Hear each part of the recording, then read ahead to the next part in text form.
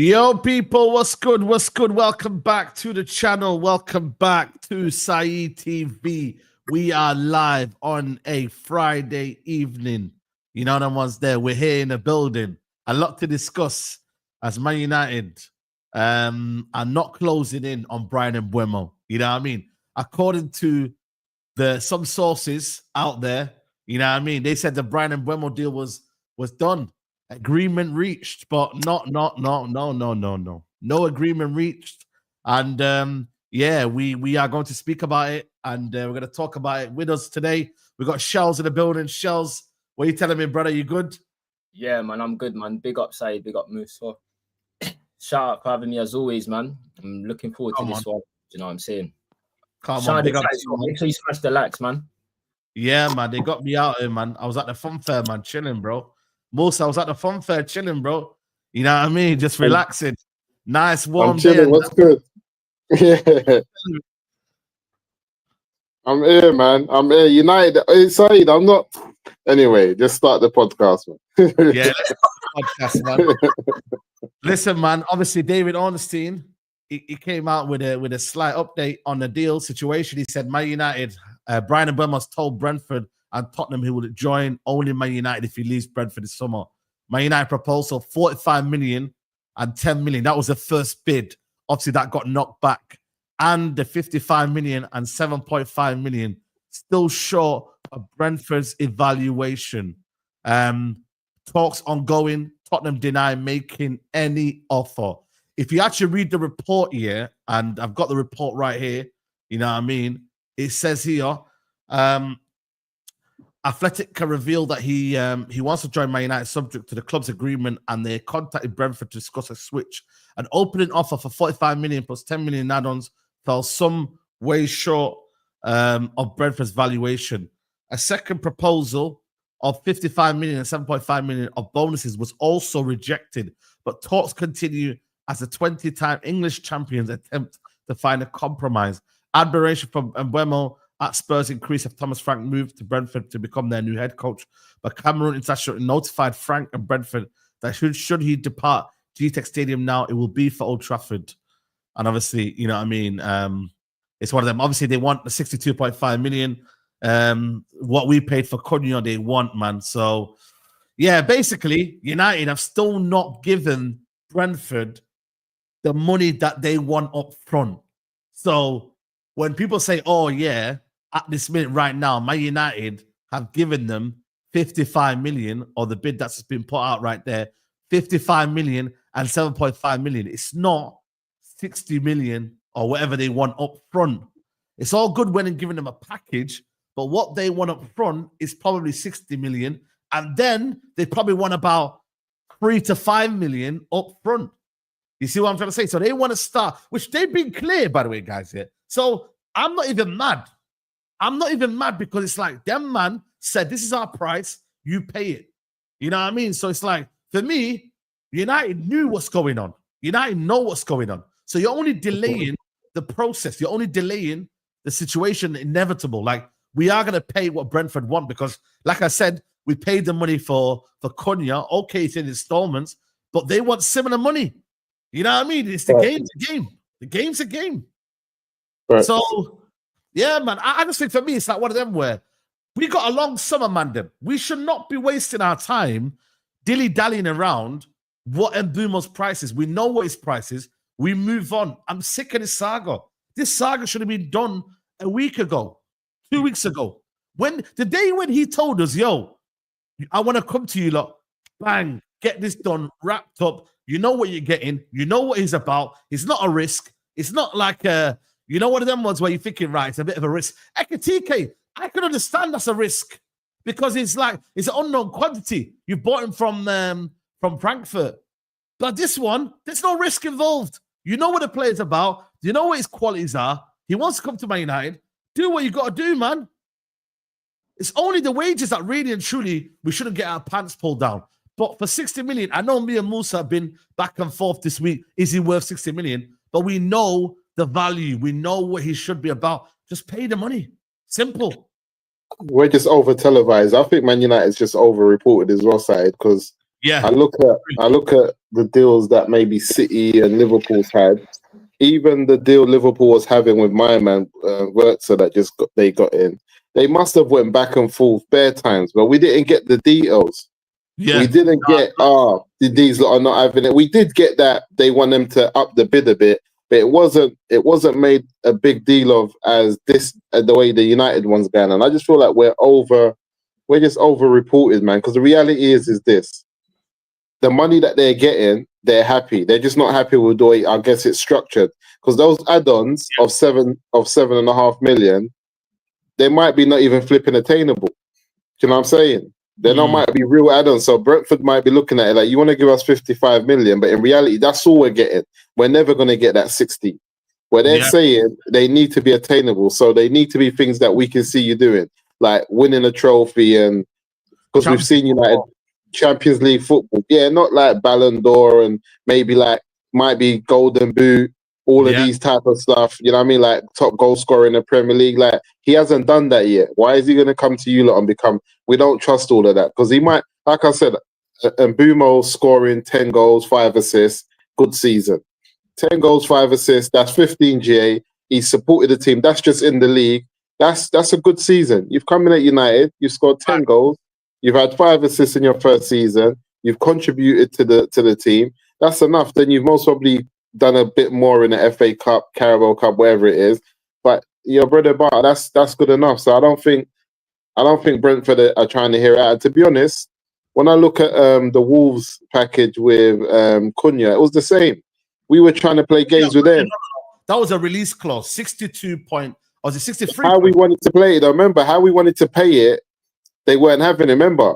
We started telling them that we'll pay it like this, we'll pay it like that. They said, none. We said we wanted to pay it over. Yeah, remember, they wanted it. We said we'll do it over 5 years.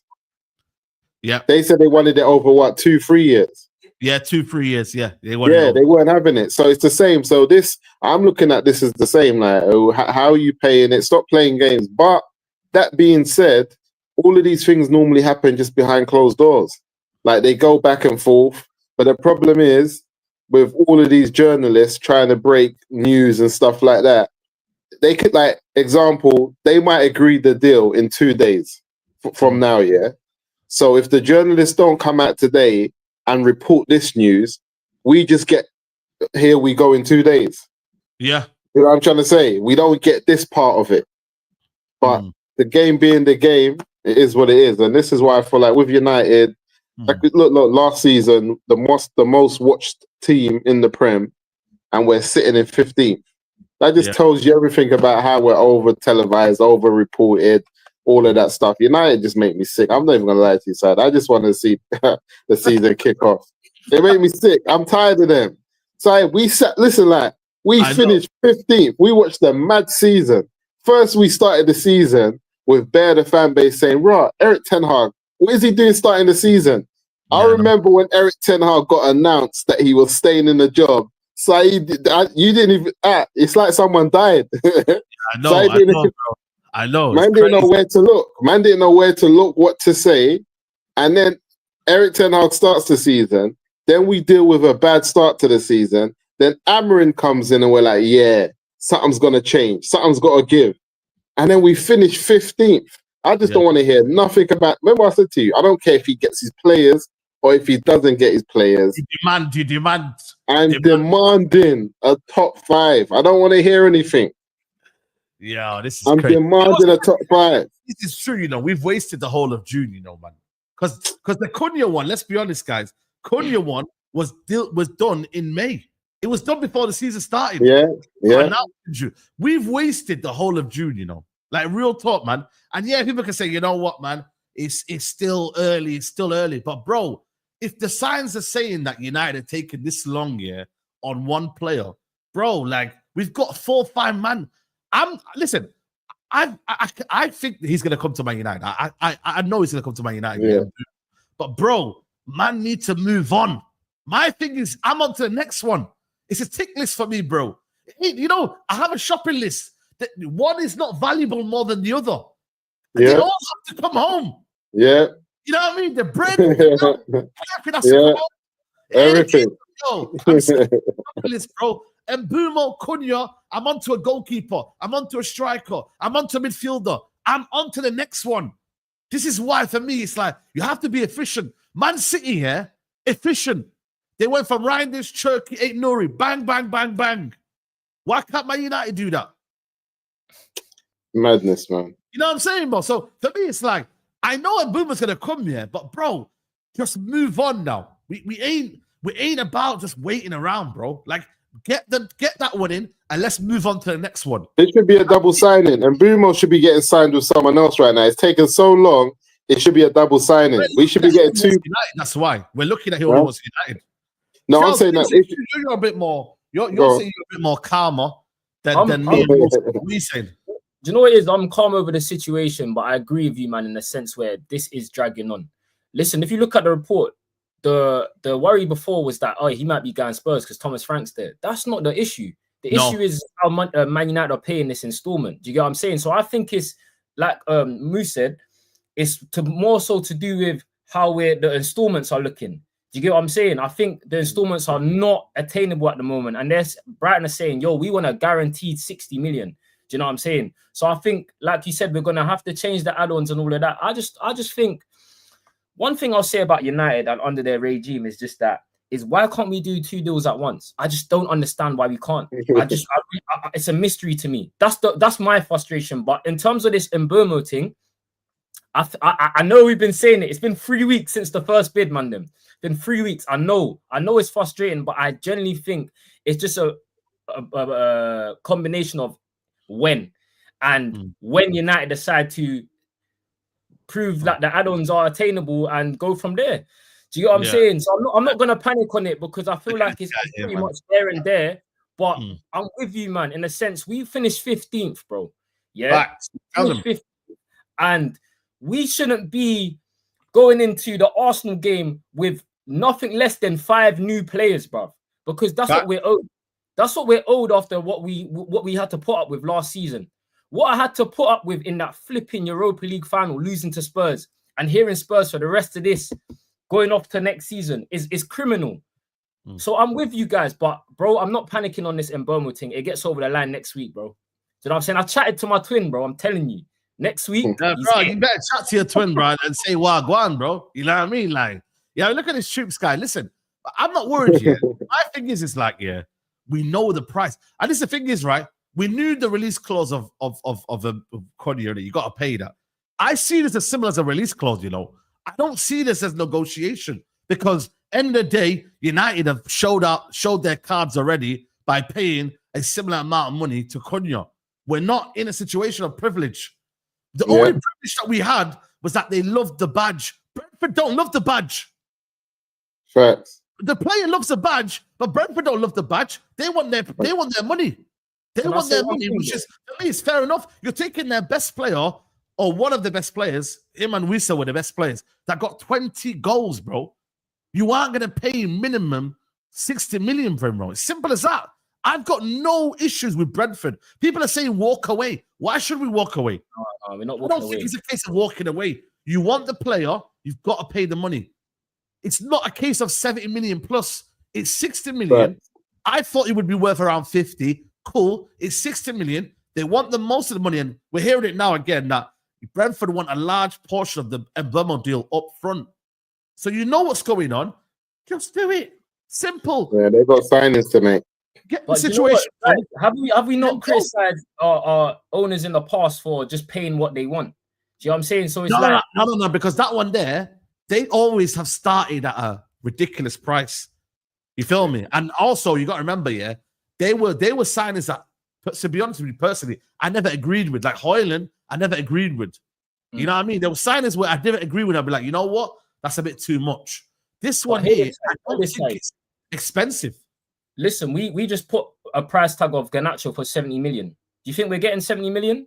No, we're not getting 7 million. No way. That's my point. So clubs can say a certain number. It doesn't mean you have to. Do you get what I'm saying?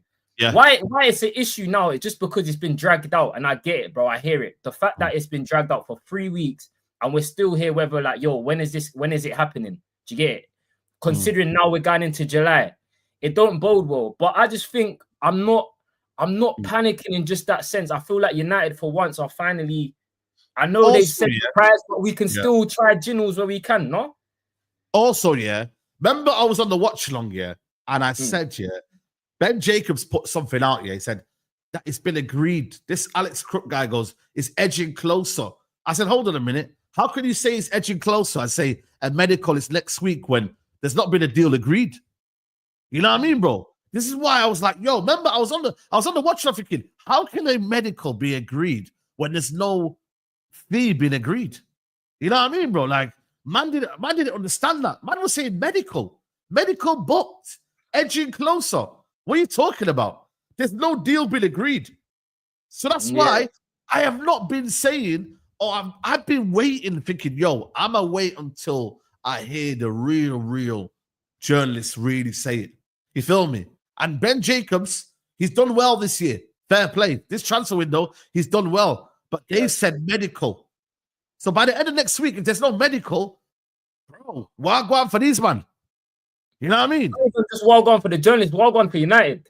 Then I know. They're not panicking. Do you get what I'm saying? But I just feel like, listen, man, this is just a matter of if and when.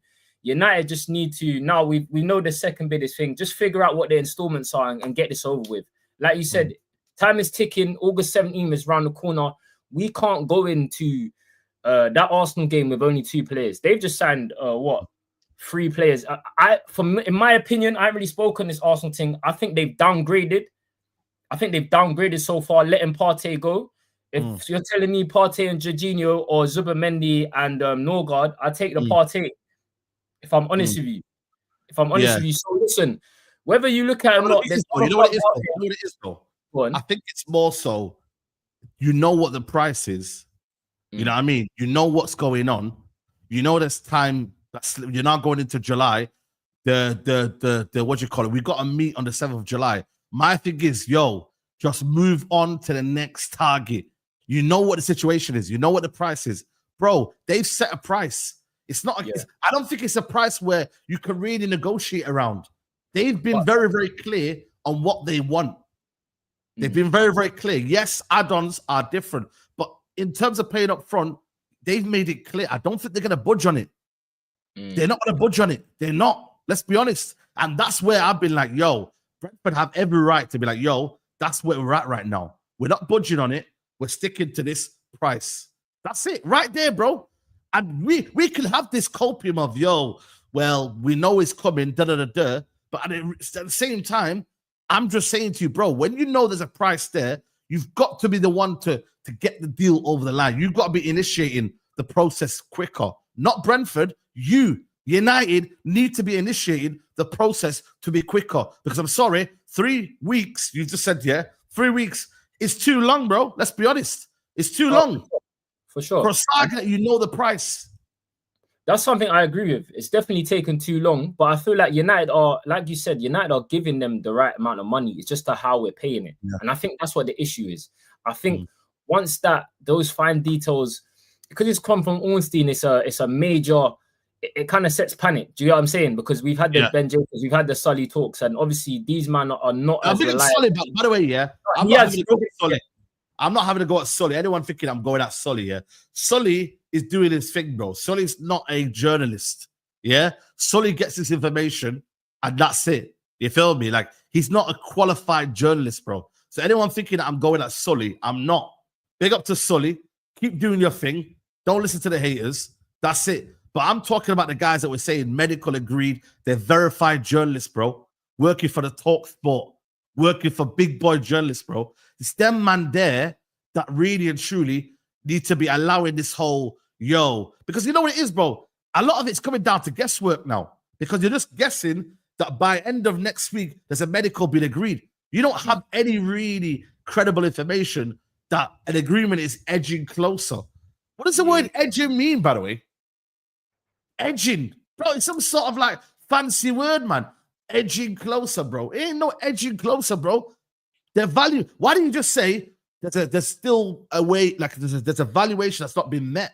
Just say that. Say that, man. Man, I say edging, like it's almost like it's been agreed. It's not agreed. You know what I mean? Yeah, I know. Yeah, pause on that one, by the way. You know what I mean? But I just don't like the way they use words to kind of manipulate the situation. You know what I mean, broski? No. Because it's like they look like they're about to agree, and I'm like, bro, that ain't agreeing, bro. Do you know what I mean? It's madness, bro. 100%, man, 100%. But that's also on us as well, because you know, a lot of the times when we just see the Twitter thing, we say, "Oh my gosh, it's done." If you actually read the article, it's a whole different. Do you get what I'm saying? Of course. So it's like that's why I don't believe that. I did a video saying, "Mbuemo, here we go." Even though with all of this that's been said, because it's not true. Yeah, you get what I'm saying? We found out today it's not true, but I refer to it. I haven't been responding to everything. Have you noticed? I've said it to the chat. Yeah, I said I'm not going live. Yeah, every 10 minutes. Yeah, doing an update, because I'm like, bro, there ain't no update. When you tell me the deal's been agreed, that's when I'm going to be telling you, yo, deal agreed, deal's done, we're good now. You know what I'm saying to you, bro? So it's one of them where it's like, bro, like you. And this is the thing of being a decent journalist to becoming a top tier journalist, because they have to put their kind of almost reputation on the line here. They say it's done, yeah, you're finished, bro, and then you're not done. You know what I'm trying to say to you, bro? So yeah, no, I hear it, you know what I mean, bro? Listen, if this thing ain't done next week, bro. Oh, next week, brother. Next week is tomorrow. You know what I say, yeah? Jum'ah to Jum'ah. So Friday prayer to Friday prayer, yeah, is the quickest time of the week. By the time you blink your eyes, Jum'ah is here. Friday prayer is here, bro. I went today. Watch next week. Inshallah, it's going to be like this. Then Saeed, then we'll crash out. Then we'll crash out. It's nothing. Then we'll crash out. It's not about like time. It's like, bro, well, it is about time, but I'm thinking about the next deal, though. I'm not even thinking about Mbeumo. As soon as Mbeumo comes in there, it's a quick hour video. It's a quick whatever. Boom. Next one, please. Yep. Who's the next? Who's next? You know what I mean, bro? Who's next? You know what I mean? Goldberg, bro. Man, they're telling me who's next. I don't listen. Amrin cannot have any excuses, bro. And he cannot be going into training, yeah, with bloody Cunha only in. Because right now, you know how medicals go. I mean, by the time Amrin has a medical and United announce him, you know what I mean, bro? Man won't even be there for the 7th of June. You know what I mean? It's crazy. 7th of July, should I say. I think it will happen next week, bro. Listen, I'm not saying the deal's not going to get done. I'm not. Guys, I'm very, very positive about the deal. I have positive vibes. I shouldn't say vibes, but I have positive feelings around this. I think it will get done. I'd say I'm about 85% no, it's going to get done. You get me? But my worry is about what's next to come. If you're taking this long for this year, think about the next one. Ekatike, the midfielder, the one after that, the goalkeeper, getting rid of players. You see what I mean, bro? Yeah. You're looking at the bigger picture rather than complaining that Mbeumo ain't over the line. I hear that. When you say it like that, I get where you're coming from 100%. Because like you said, bro, United have so much to do in terms of bringing in players. We can't even bring these players in if we don't sell Saeed. Bro, we finished 15th. How many Sancho updates have we got this week? Brother's still here. Hella. Brother's still here. No traction in that. No movement. No motion in saying that where he's going. You heard that he's set to feel all of a sudden now his wages don't think. So it's like, bro, I understand, bro. United Ineos need to understand the position we are in, bro. I don't think they're deep in it, fam. We finished 15th. Big Man United finished 15th. We lost the Europa League to Spurs. I don't even care if Amrin don't get his players in. I'm with Mus, bro. Literally, I need to see an improvement. Man said he came in at the start, the beginning of the season. You got the whole pre-season now. You've got a coach. You got to implement something. I'm seeing other coaches come in, implement in less time. No excuses, bro. Let's get this ball rolling. Do you get what I'm saying? I don't care if it's out. If you have to dilly dally and go with let's say a discount for certain man, but move these man on so we can get going. Let's get this motion going. Let's get Mbeumo and let's get the next one in and stop relying on just one deal. You telling me there can't be a brother in England and a brother in Spain, or a brother in England and brother in Germany? Why can we only do one deal at a time? Bro, I don't understand it. Yo, listen, I don't know when the last time United did two deals at one. Maybe the Mazraoui one was the last one we did.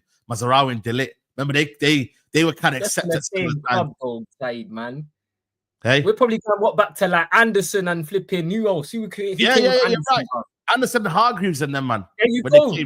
Yeah, that's probably the last time we did deals 2 at once.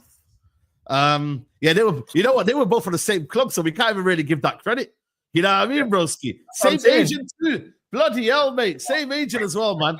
Oh my god, man. This club can never get credit, bro. Let me get these super chats, guys. 1.5k in the building here. 261 likes. 261 likes. You're moving like Man United. Forget Man United, bro. You're moving like Man United. You can't watch the show and like the video at the same time. You man as bad as Man United. You know what I mean, bro? Like the video and then watch the show. Or do it at the same time. Come on, man. Let's get this to at least 500 likes, people, man. And I'm going to get some super chats right now. Big up to my guy, Violence. Said, damn, bro, getting bullied by Brentford. You know what it is? I don't think it's about getting bullied, yeah?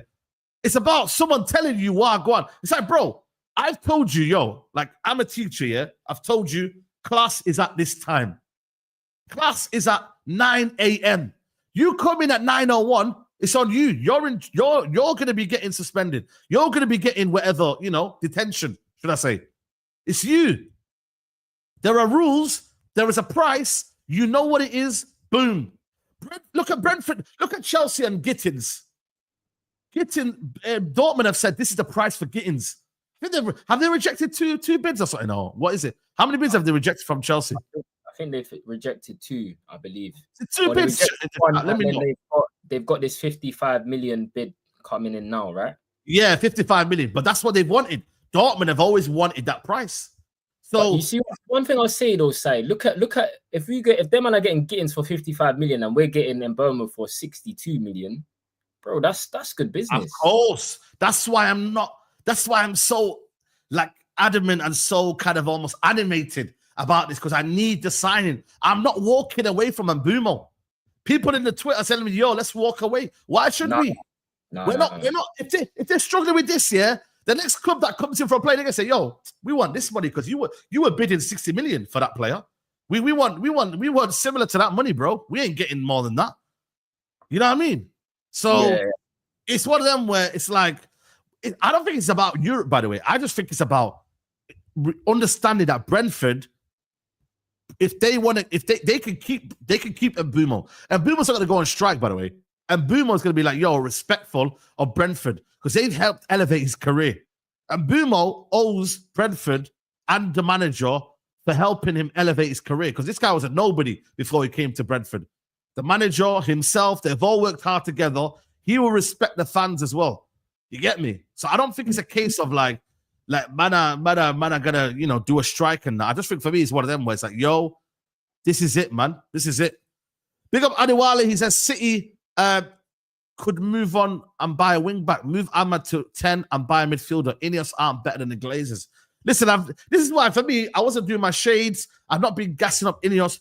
Ineos are doing their job. That's all I think for me. Like I do my job, no one pats me on the back to do my job. I do my job.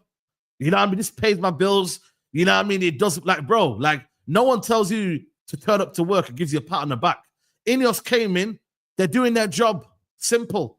So for me, it's like, yo, them man have got a big summer. Last summer, I thought, yeah, cool, okay. That wasn't a bad summer signing in terms of what they did. But now you have to improve now. You've kept the manager, so now I expect you to now back him and back him correctly. Simple. If you back the manager, you need to back him correctly.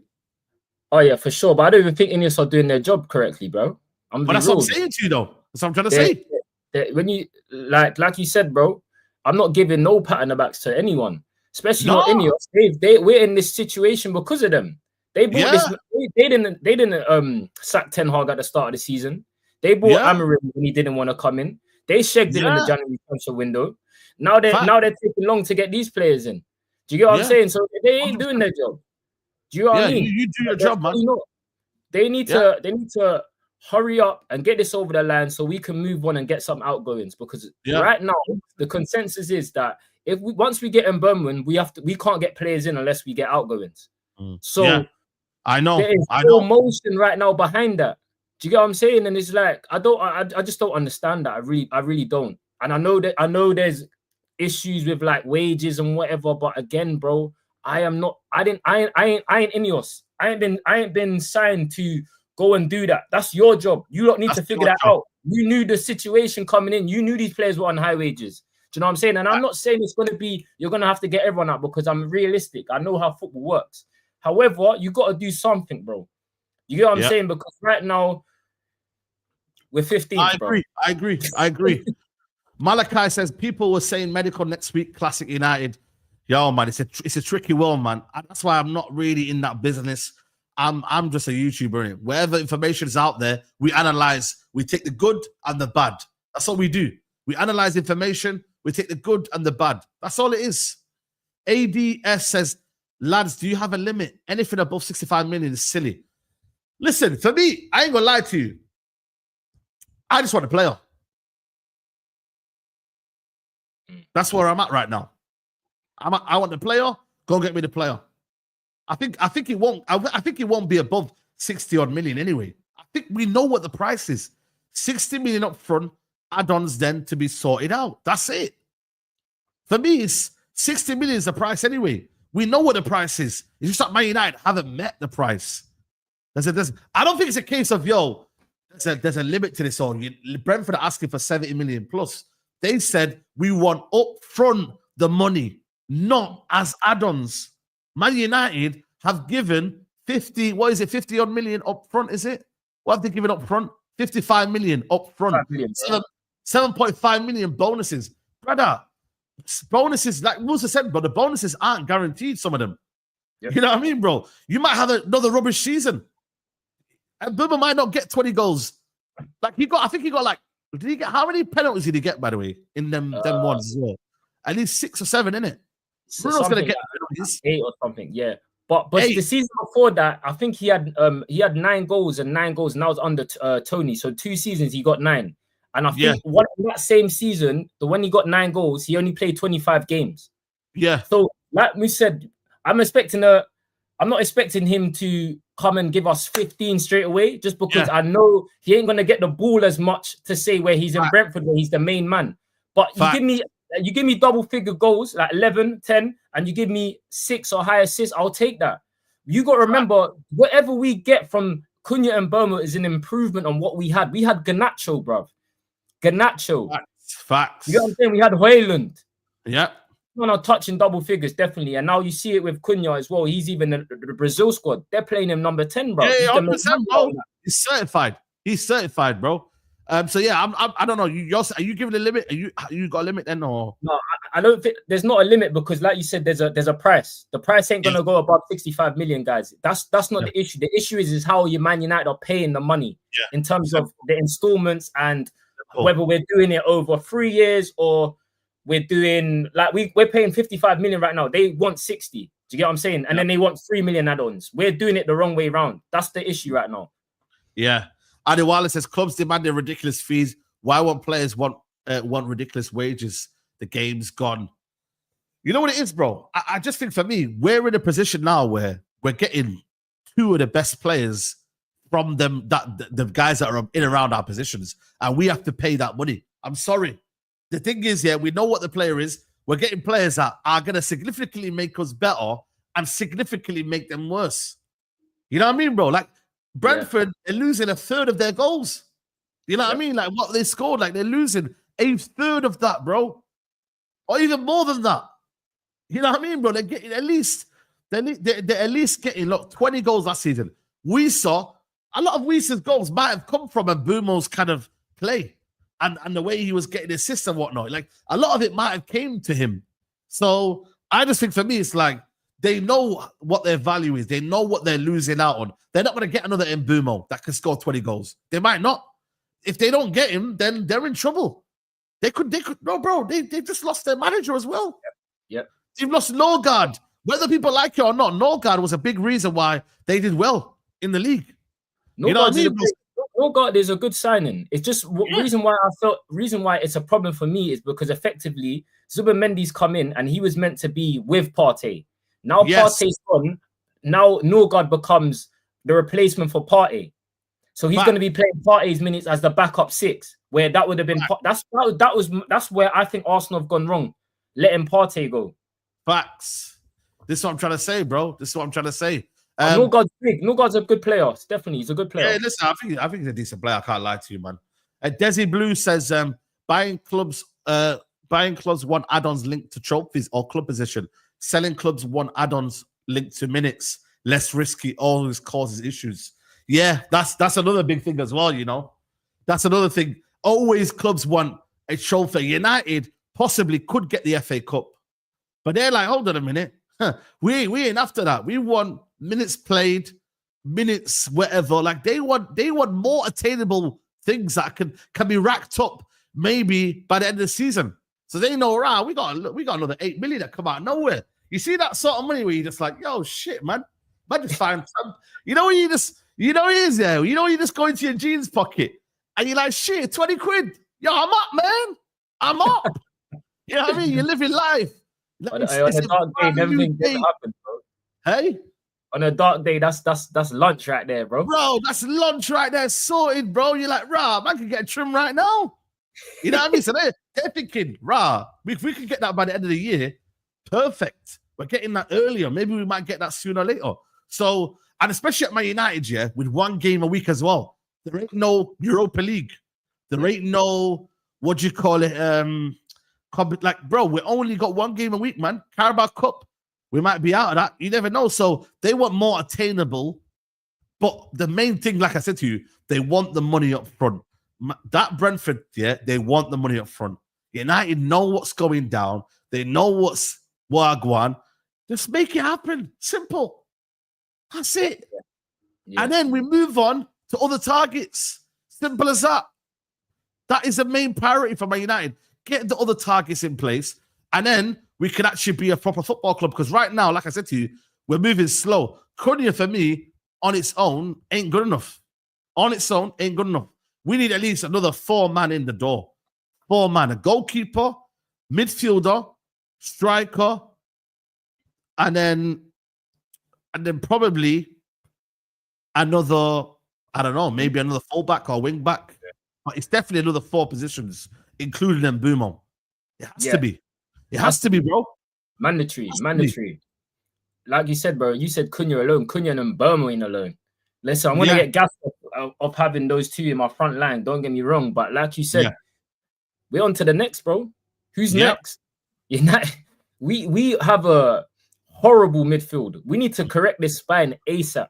Do you know what I'm saying? Whether that's with the goalkeeper issue, I don't know if my man's staying or not. But for me, we're not a serious club if Onana is our first choice goalkeeper next season. I'm sorry. You know what? Mm-hmm. Sorry to cut you off. You know why this deal? You know why we are in this deal? It's because of stuff like this, bro. This is why we're in trouble right now. Because United have been silly enough to be paying this sort of money for players that are 1 year on year deal. This is why we're in trouble. This is gonna stain us for a long time. You know that, man. Them. We paid 60 million for Mason Mount. Clubs know our history.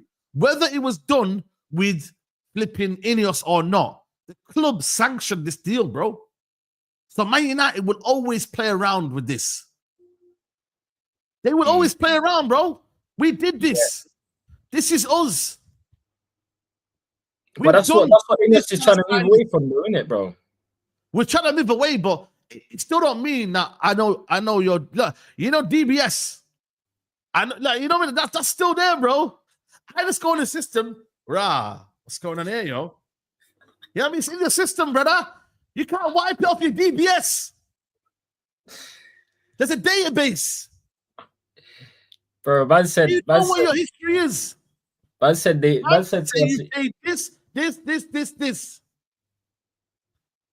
We are repairing. You know what it is now? We're getting back on the men's. I see the brother. He's doing good, mashallah. He's going to the mosque. He's starting to repent.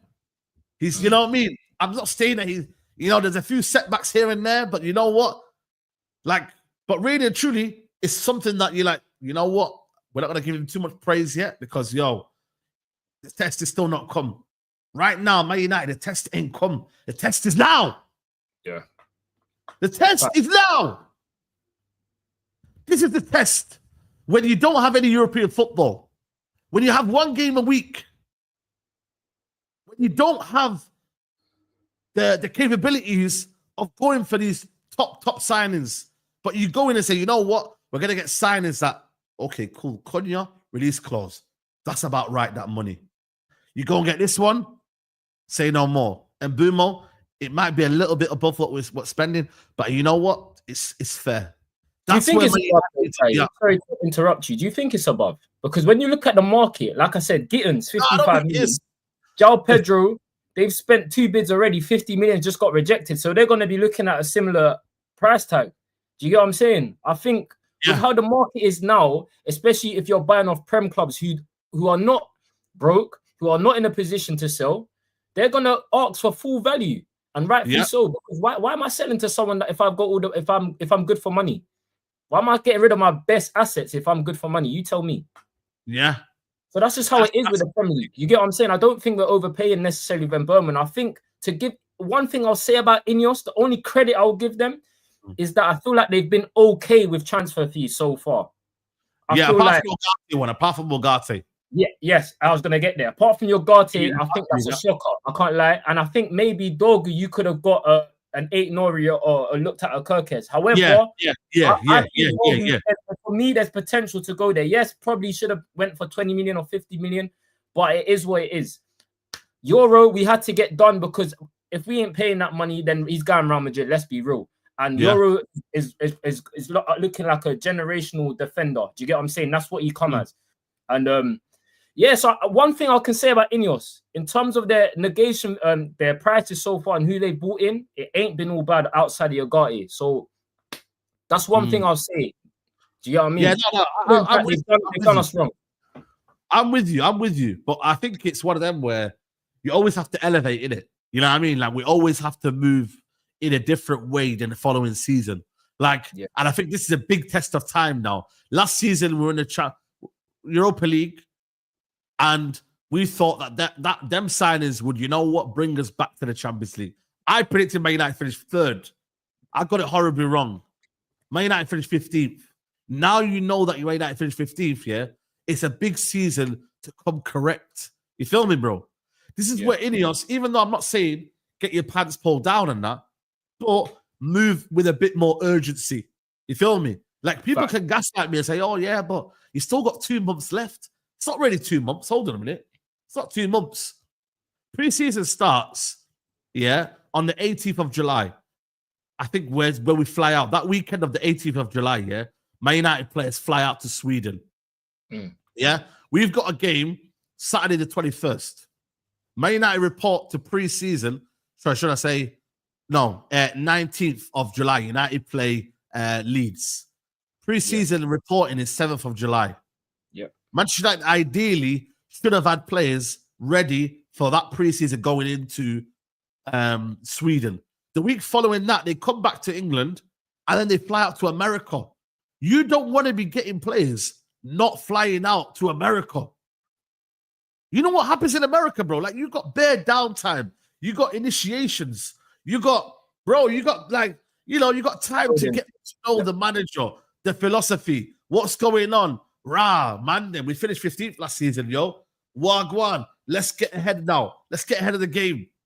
Man need to put fear into people and say, yo, listen, we ain't no jokers, you know. This season, we're doing what we're meant to do. We are going to be that team. Right now, there's a lot that the manager needs to prove. There's a lot that these players need to improve. And with the same bodies as last season, man, I see Luke Shaw, 11 years. Man, I see birthday messages. Man, I seen 11 years at the football club. What is going on with this club, bro? It's mad. Man are doing whole articles for Luke Shaw. This is the same brother that's going to be here in when the season starts. You see what I mean? So it's like there's a lot that them group of players, people don't realize this, you know. A lot of them group of players here cannot really be there, bro. Onana, Hoyland, Luke Shaw, these lot need to be gone, bro. Really and truly. If you want to be held serious and you want to be held to proper standards here, you've got to get rid of these players, bro. Because they cannot come. For me, it's a sign of disrespect here if they're allowed to come back into training. A lot of them, bro. Seen as what they've done. Let's be honest. If them man come back into training, that for me is a big indication of, yo, yeah, we don't take you seriously, bro. Really and truly. I agree, Saeed, because you know Shaw's famous interview after the European final. He said a lot of us don't deserve to be here. So why are you lot still here? Do you know what I'm saying? What's going on? Why are these men still here? So this is one thing I'll say. I'm with you, bro. The urgency of this transfer window is shocking considering where we are. If we finish fourth and all that, you know what, bro? I'll be here and be like, it's calm. But it's not calm because we have scrubs here who have let us down consistently over the years. And even if it isn't 11 years, it's 2 years. 1 year is enough for me. 1 year is enough for me. Do you get what I'm saying? I'm going to be real. Because you see at other clubs, but also at United, he's had a couple of good games. Do you get what I mean? It don't make sense to me. Everyone wanted Maguire out. For how long? He had a couple of goals and a couple of decent games. All of a sudden now he has to stay. Do you get what I'm saying? So, bro, just keep that same energy throughout. I always refer to this on your channel, Saeed. Cancelo was one of the best wing backs in the world. Okay, Pep moved him on because he thought there was an issue there. We can't be doing this. Yo, Onana makes a couple of saves. He must stay, or he gets on with the manager. Do you know what I'm saying? I can get on with co-workers. I can get on with parents who I work with. Doesn't mean I want them. Do you get what I'm saying?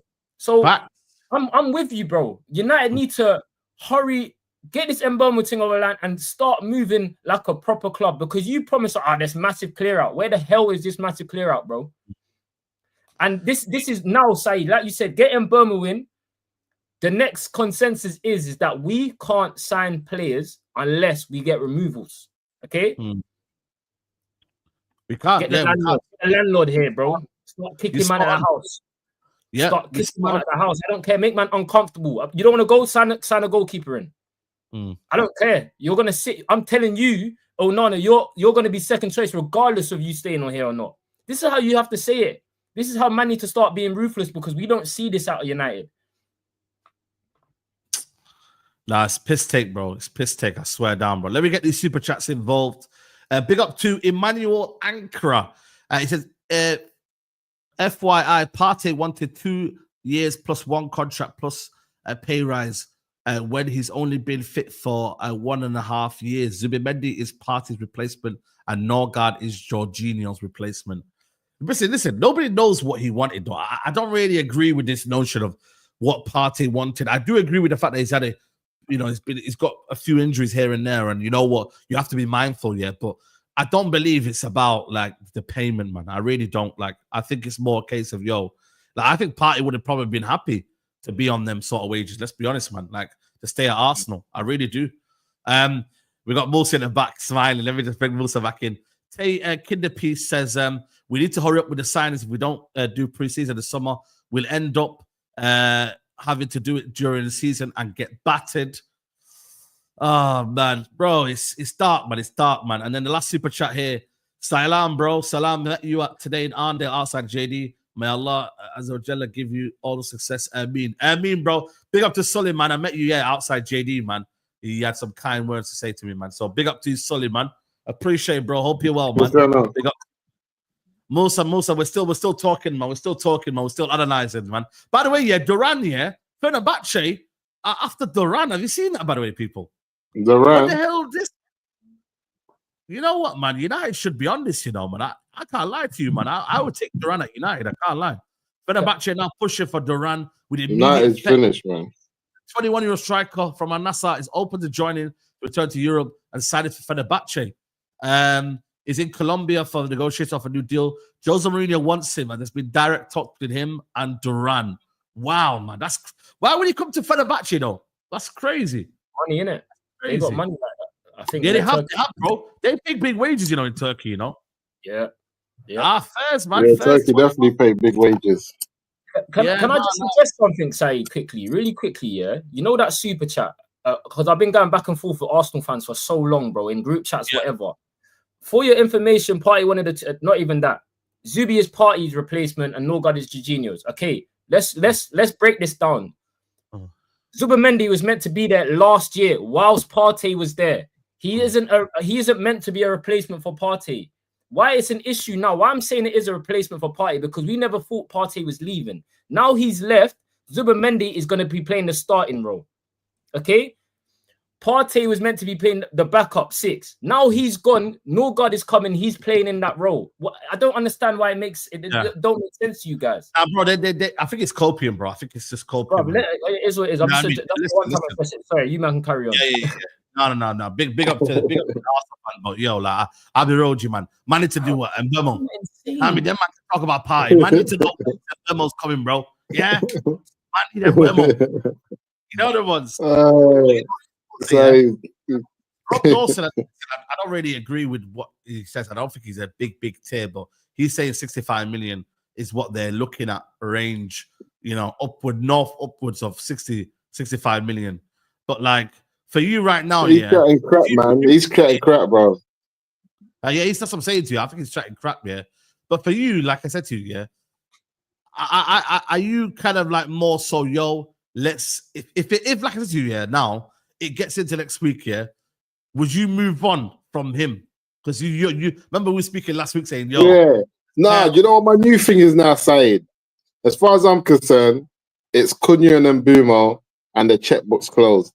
That's my new mentality now. I'm not even fussed anymore. That's my new mentality. And now I'm asking myself the question, with Mbeumo and Cunha and those added goals, what can we do? Like, if that's the lineup, we need to start getting used, because what you're trying to tell me is this: there's 1 month left of the summer transfer window. It ends at the end of July, right? No. There's 2 months, but obviously the season starts, you know what I mean, in about 8 weeks' time, 6 weeks' time. You feel me? And it starts and it ends before the end of the season. Yeah. Based on the transfer window that we've had so far, we're signing one player every 5 weeks. Yeah, basically, yeah. That's what I'm saying to you. The timeline is not looking good. That's the problem. It's one sign every 5 weeks. Every 5 weeks. Yes. So the reality is this. So now you want me to get Mbeumo over the line and then start thinking about we're signing 3 or 4 players within the next like 6-7 weeks. Yeah. I just don't see it. So I'm just trying to pick an 11 that has Cunha and Mbeumo in it.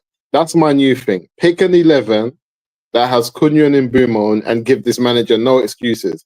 Because I'll tell you for free side, with those 2 added players into the biggest problem we had last year as well, we let a lot of forwards go. We let Rashford, we let Anthony, we let Sancho go. We didn't replace them.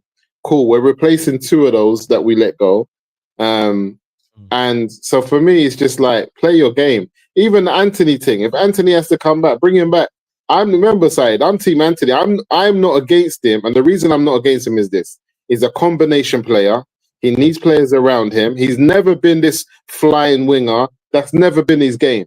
This is why when we saw him playing left wing back for United with flipping Ahmad, we started to see him look better, look the part better.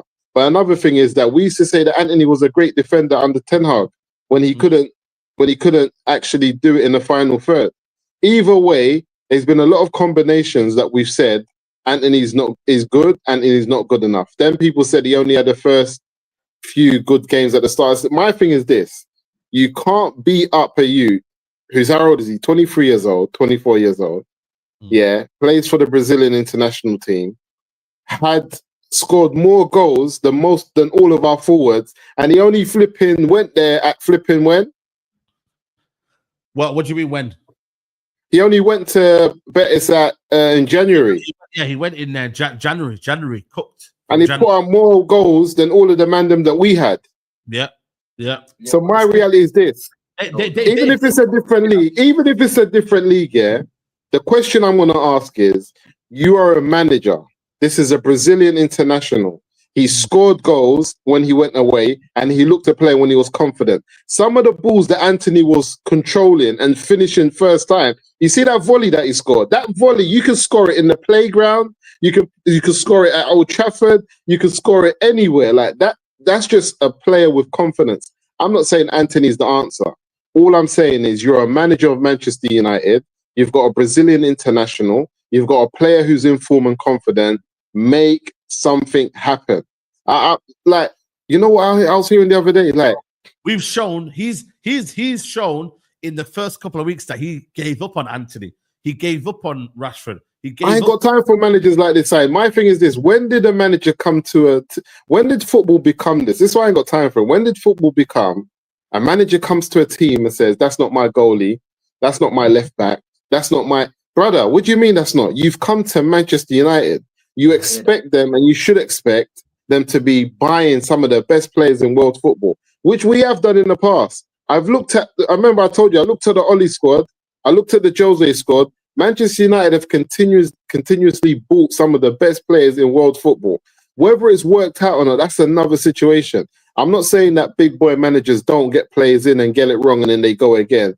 But what I'm saying is, some of these players, like, I just want to know as a fan base, who do we remember? Like I said to you, Jadon Sancho scored a goal in that flipping Conference League Europa final, wherever it was. For Chelsea, won him a trophy, finished fourth.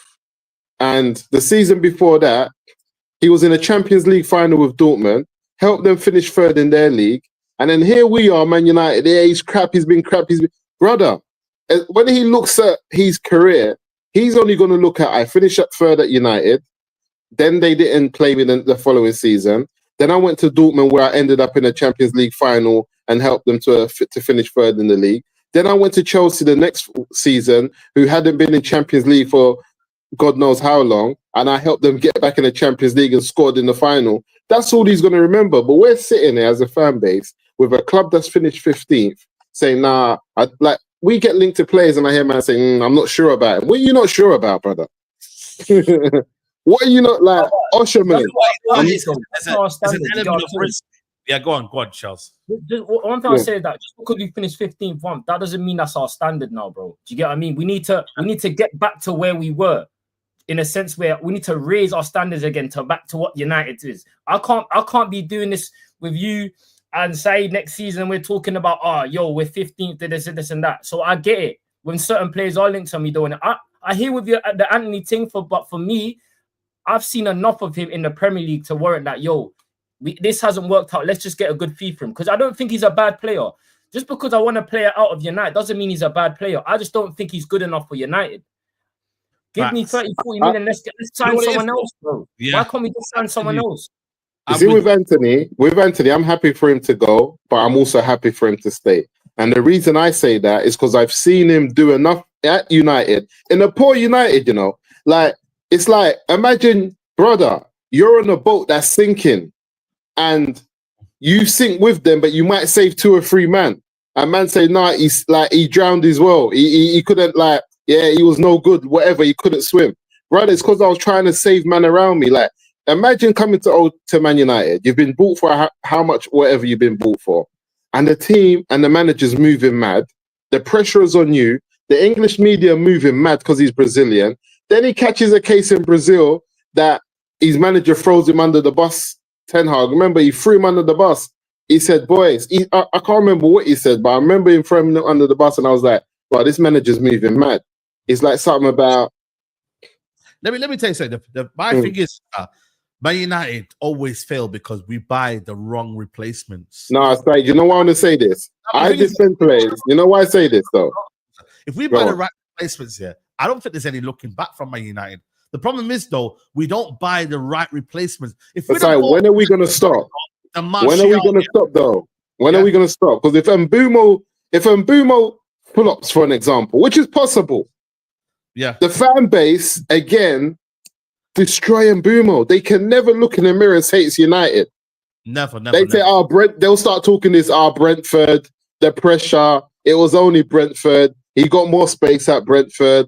Brentford. They'll go on. Like, the issue how many players that are quality have played? Like, let me give you an example. The common denominator is this: Anthony's at Ajax, playing at Forget. Okay, we might not rate the Dutch league, but he tore up the Champions League. That's one of the reasons we went in for him, and other teams were looking at him. He played very well in the Champions League. He played very well at Ajax. He comes to Man United, doesn't play well. Guess what? He leaves, and guess what happens? He starts playing well. How many players we get them because they're playing well? Jadon Sancho, for an example. Now, let me say something. Jadon Sancho, for example, everyone rinsed him, said he can't do it at United, whatever. He went to Dortmund last season, and when they played PSG, he terrorized Mendes. The same player that everyone's talking about. You see the flipping videos. They're up there. My man told, like, man sent him to the shop. In and out, come back, whatever. What did he do for Chelsea? What did Sancho do for Chelsea? The numbers are there. Sancho got injured. When Sancho, let me show you something, guys. It's a team. This is not tennis, you know. This is an 11. This is not tennis, man. This is 11 man on the field. Sancho was part of a squad of 20 whatever, however many players they got at Chelsea. He was starting game in, game out. He started off well, and they were bantering us saying, right, yeah, we robbed you. Everyone was like, oh yeah, Chelsea robbed us. Cool. He got injured, and then when he came back, he took a bit of time.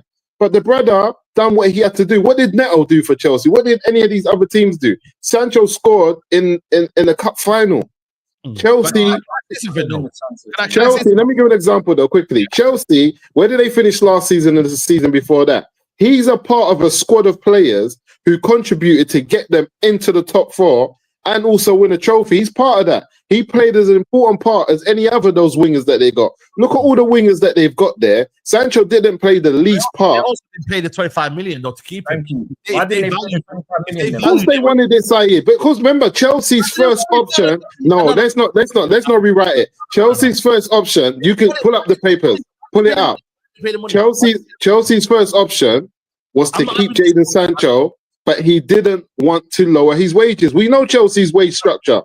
No, but I get the wage structure, yeah. I understand it. I think there was a lot down to wages as well. It was clearly Chelsea's first option was to keep Jadon Sancho, but they've got a wage structure there. They've got flipping bad boys at Chelsea, and I think they got Lavia on like 70 grand a week. They take liberties over there. You know, but just before you go in, Charles, yeah, I think what it is, yeah, like I said to you, I'm not denying Sancho's not a good player. Like there's a talent in there.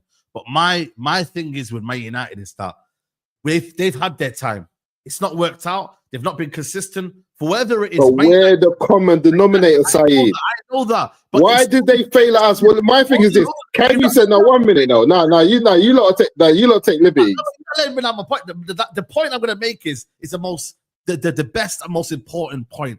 It's down to Man United then to go and buy an appropriate player that is deemed correct. And we've done it already, Saeed, and they fail again.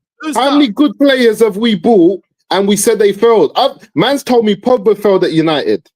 No, I don't think he failed at United. I don't think so. Yeah, but come on, guys. There's a big part of the fan base that said that he failed at United. He didn't do well. How many players have we bought in that them said that they failed at United? They're not good enough. My problem is this. How can you tell a man who was in a Champions League final last season, who actually played well in that Champions League, who terrorized one of the best wing backs in world football after leaving United, went on to Chelsea, helped them get top 4, won a trophy, and then you sit there in 15th and say, yeah, you're not good enough. Who you say in any other walk of life, it's a mad thing. I'm in Waitrose buying up bare things and you walk out the pound shop telling me I'm not good enough. What are you doing? Bro, Sancho got 3 goals and 4 assists for Chelsea in the Premier League. Sancho wasn't... What? That's not cool. 3 goals. 3 goals. No one's saying he's a world beater. What I'm saying is this. I said out of all the wingers, he didn't contribute the least. He's a part... Remember, they got 4... My thing is they got 4 wingers there. He contributed to them winning a trophy and getting top 4. He contributed. Yeah, but the thing is that we can't really gas up the conference. That don't mean he needs to stay here.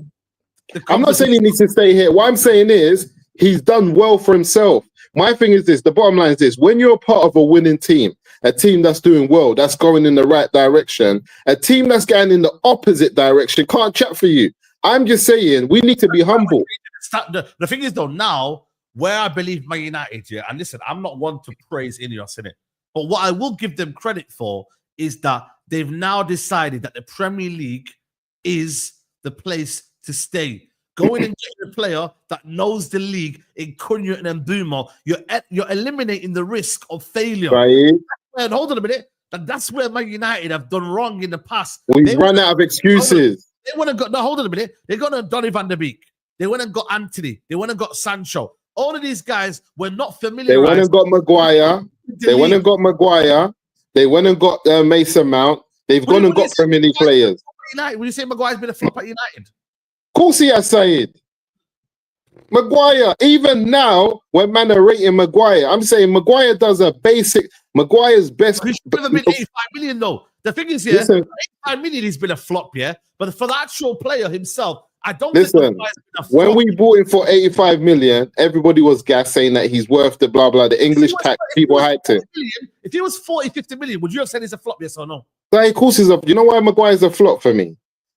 Sorry, you forgot. You know it. See, when it was bad, you forgot how bad it is. It's because he's been helped with playing in the back three. But even then, Maguire's best like reels and clips from last season is him attacking. It's not him defending. Maguire still makes us play a lot. Like he doesn't allow us to play a high line. Anytime someone puts the burners on him, we're all scared. And I'm not going to point him out. We've done with Maguire. We know the levels. We know where we've been with Maguire. Let's just forget him. But what I'm saying is, this is our last stand. After buying Premier League proven players, if it goes left, we got nowhere else to go. We've gone for the foreign thing. I know where the next place the fan base is going to go. They're going to go a Premier League proven manager. That's the next one. But we've been there. They're going to try and say, yeah, we need a manager. Let's get my man from Fulham. Let's go and get this guy. Also, Ruud van Nistelrooy is available, by the way. He got sacked by... forget Ruud. Ruud is back. Ruud's back by October. That was my guy. But they might, you know what it is? Amrin needs help. Maybe they should just force Ruud on him and say, listen, he's coming to help you in your backroom staff because we don't trust where you're going. Maybe they should do that to show that there's level. That's the thing, though. Ruud wants to play 4-3-3. That's why I will sell every player that needs to get sold. I've got no issue with that. But I have seen Kagawa, I've seen Mkhitaryan, I've seen ballers playing elsewhere. And when people say, oh, they can't do it at United, no, they've gone away and then they've gone and balled off somewhere else. Then people say, oh, the league, this, that, but then they do it in the Champions League at the highest level. I agree. We are a problem. And you see the way I'm backing Sancho, Anthony, it's the same way I'll have the same conversation about Cunha and Mbuemo. When if it goes left and they don't perform how they're meant to perform, and the fan base are writing them off saying, would you expect buying players from Wolves and Brentford? That'll be the talk, What did you expect? I don't think we can have that conversation with these man, honestly, because I feel like these men are of the level of Wolves and Brentford. They've been showing you see this 15th? Man United have shown us, bro, that anything is possible. Do you think I thought we was gonna sound like? See, bro. If that is the case, bro, I'm not disagreeing with you that United is a toxic situation. I'm not disagreeing with you that. But then the same energy you have for the players that left. What about the players that are still playing there? Yep. The players now.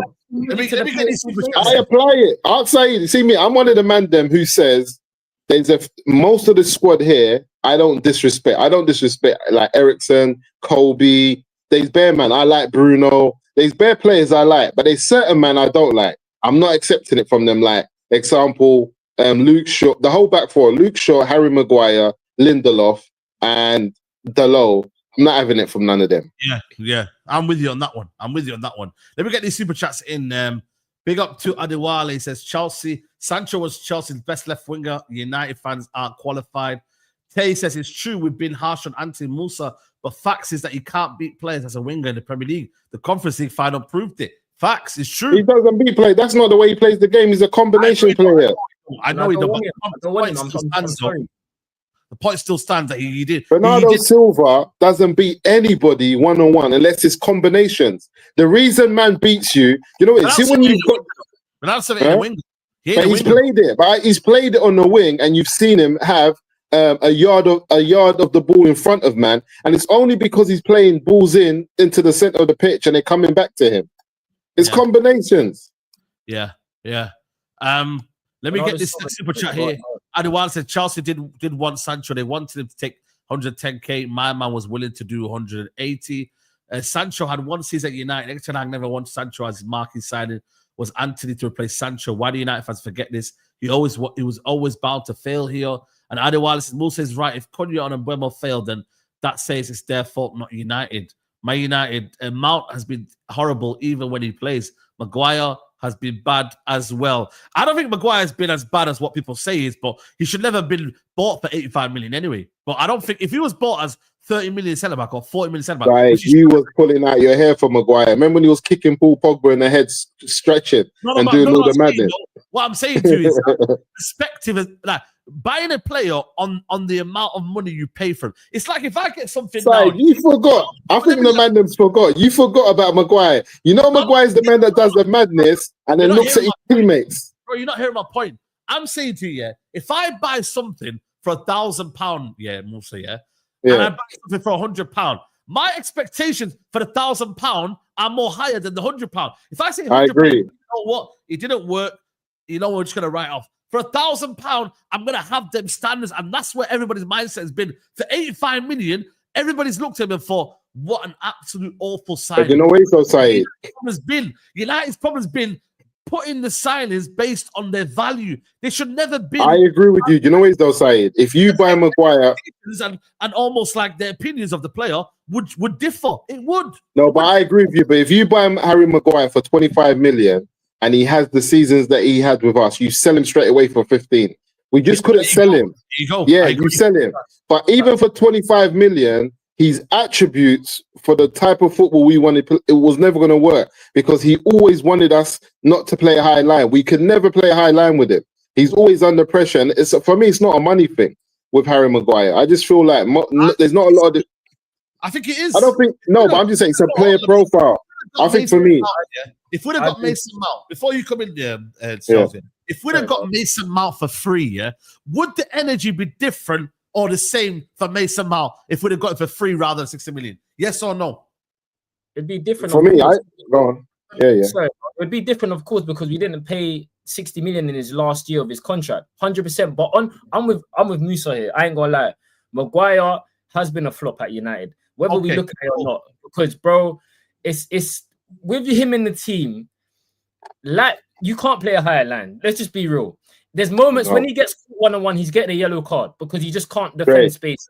Do you get what I'm saying? I think United are way better. It's like you played ball. Anyone's played ball here. You have someone at the back that can't necessarily turn on it, or when he's 1v1, you know he's cooked. That's the situation we're in with Maguire, and that's why he's so protected in this big free. Do you get what I'm saying? In the big free, in the free centre back thing. Do you get what I'm saying? This thing. I think personally, I've always said this: we need to move on from Donny, because when he comes, you got the lit, then you go to Maguire. We're up the pitch 5 yards with the lit and Heaven and Euro. Maguire comes in with 5 yards back. Do you get what I'm saying? So he does need to go. The energy doesn't matter whether he's 80. I agree. I think Maguire needs to go. What I'm saying to you is, the bigger picture of us right now is that if we buy these players for let's say 25 to 30 million, we could get rid of them quickly. But our perspective on the player, like Chelsea are still not banging on about the players that they've let go. It's out of their memory. They've got them, they've got rid of them.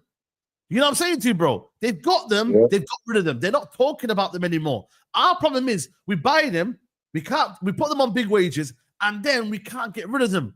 So therefore, our whole perspective of them is really, really bad. You see what I'm trying to say to you? And we don't need to do that, bro. And then our replacement is just as bad. That is our problem for me. You know what, though? I've seen this fan base turn on so many players because of the toxic environment that Man United has. Bruno Fernandes had this fan base like so giddy for about 2-3 seasons. Yeah, they were so giddy because of this player. Excited, everything, scoring goals. And he has not changed one bit of his game. No. from when everybody was excited to now everyone writing him off. But we always change, believing that if we play a different type of football, we're going to get a different type of result. We always just think that if something changes here, it's going to better us on the pitch.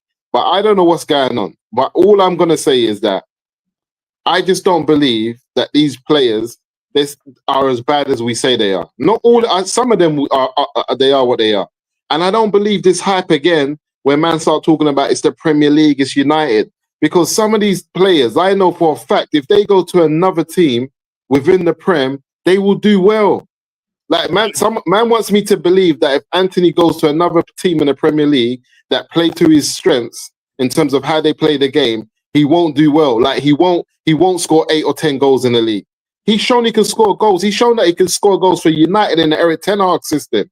Those type of goals. And I think Anthony giving you 10 goals and 5 assists, a 15 GA, and actually he's a player who everyone said he plays for the team.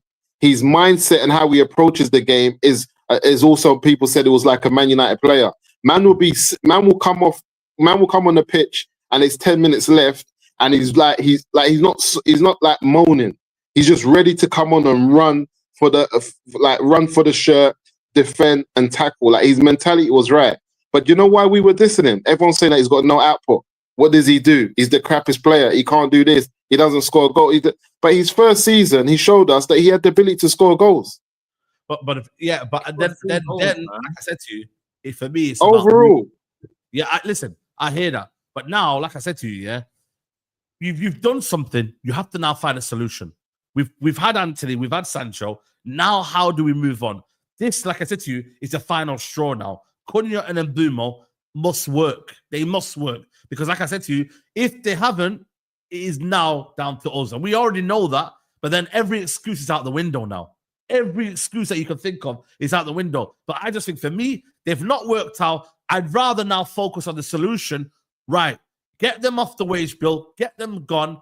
And now buy better replacements. If you buy better replacement, I always say it will be all good. You won't have to worry about it. There ain't no revisionism anymore. There ain't. Because another thing I'll say is, if we'd have got someone better than David De Gea, or at least someone who was competent enough that you felt like you didn't feel like you missed David De Gea, we would not be in this situation. Simple. Yeah. Simple. Same way if we'd have got the manager right after Fergie. United went for David Moyes. That's where the whole downfall happened. If United got a manager that I'm not saying was as good as Fergie, because Fergie was the greatest we've ever seen in our lifetime. But if we'd have got a manager, let's say, for example, we got Mourinho straight after, and he was a manager that won trophies straight after him. Maybe he won the Champions League, or he maybe won the, whatever he was in, what competition he was in. He won it, or he came second, you agree. Man United will not be in this position now. But when you have so many bad choices here, and they accumulate, and they stack up here, we are where we are today.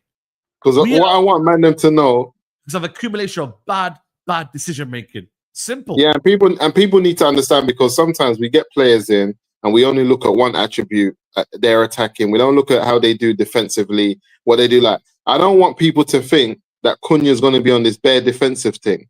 Like, he's going to be on bare chasing man down and being out of position. So when the ball is in the final third, he's nowhere to be seen. He's going to be staying up there a lot of the time. He's not. And sometimes when you come to United and the ball breaks down and the other team's in possession, I think it takes players by shock how bad we are as a unit and how easy it is for teams to penetrate us and get to our goal so quick. He's going to be shocked because we vacate the middle of the park. Him losing the ball will lead to a goal quickly at Man United. Quickly. And I feel like, and this is what I said to you, Saeed, like, my biggest issue at Man United right now, I will not make it about players. Because managers that are good, their systems make players that are bad look good. Managers that are, like, see a good manager, like even like when you saw Jurgen Klopp, when he came to Liverpool and he didn't have his team. His system and how he wanted to play the game, you saw the imprint. You saw the team straight away moving in that direction. I think they went to the Europa League final in his first season and they lost it. Like, you saw the team moving in that direction. But a manager that needs players to make his system look good, It's scary business for me. Scary, yeah, it's scary. It's scary business because I'm not saying that the team will go on and would win the league, but your system should make us start thinking, "Right, my man's bad." And then when he comes out your system, we realize, you know what, your system saved him. He's crap. He's not even that good. And I remember Wenger used to do that a lot. And when players would leave Arsenal, they wouldn't be the same type of player. And you realize, you know what, it's the way Wenger set them up and how Wenger got the best out of him. Right now, Amorim scares me this is why I said next season, I'm depending on individual brilliance. I'm depending on Ahmad and Mbeumo and Cunha and Bruno Fernandes to just win us games.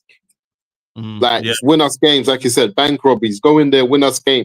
And obviously, I put Zertsky in that as well because last season he done bits, but he wasn't on the winning side. But I think with those type of players, I think things gonna happen. But I'm afraid because I want to see a manager. I till now, we still haven't seen a manager where the fan base, like none of us here are confident with Amorim, and that's a problem. Yeah. Big up to Tay. Tay says, sorry to keep me sending super chats, but Musa, you're rewriting history with Anthony. He moaned when Ten Hag asked him to play left back. I was nowhere near 10 goals. Yeah. What do you mean he moaned? Of course he moaned, but when he came on the pitch, he ran up and down.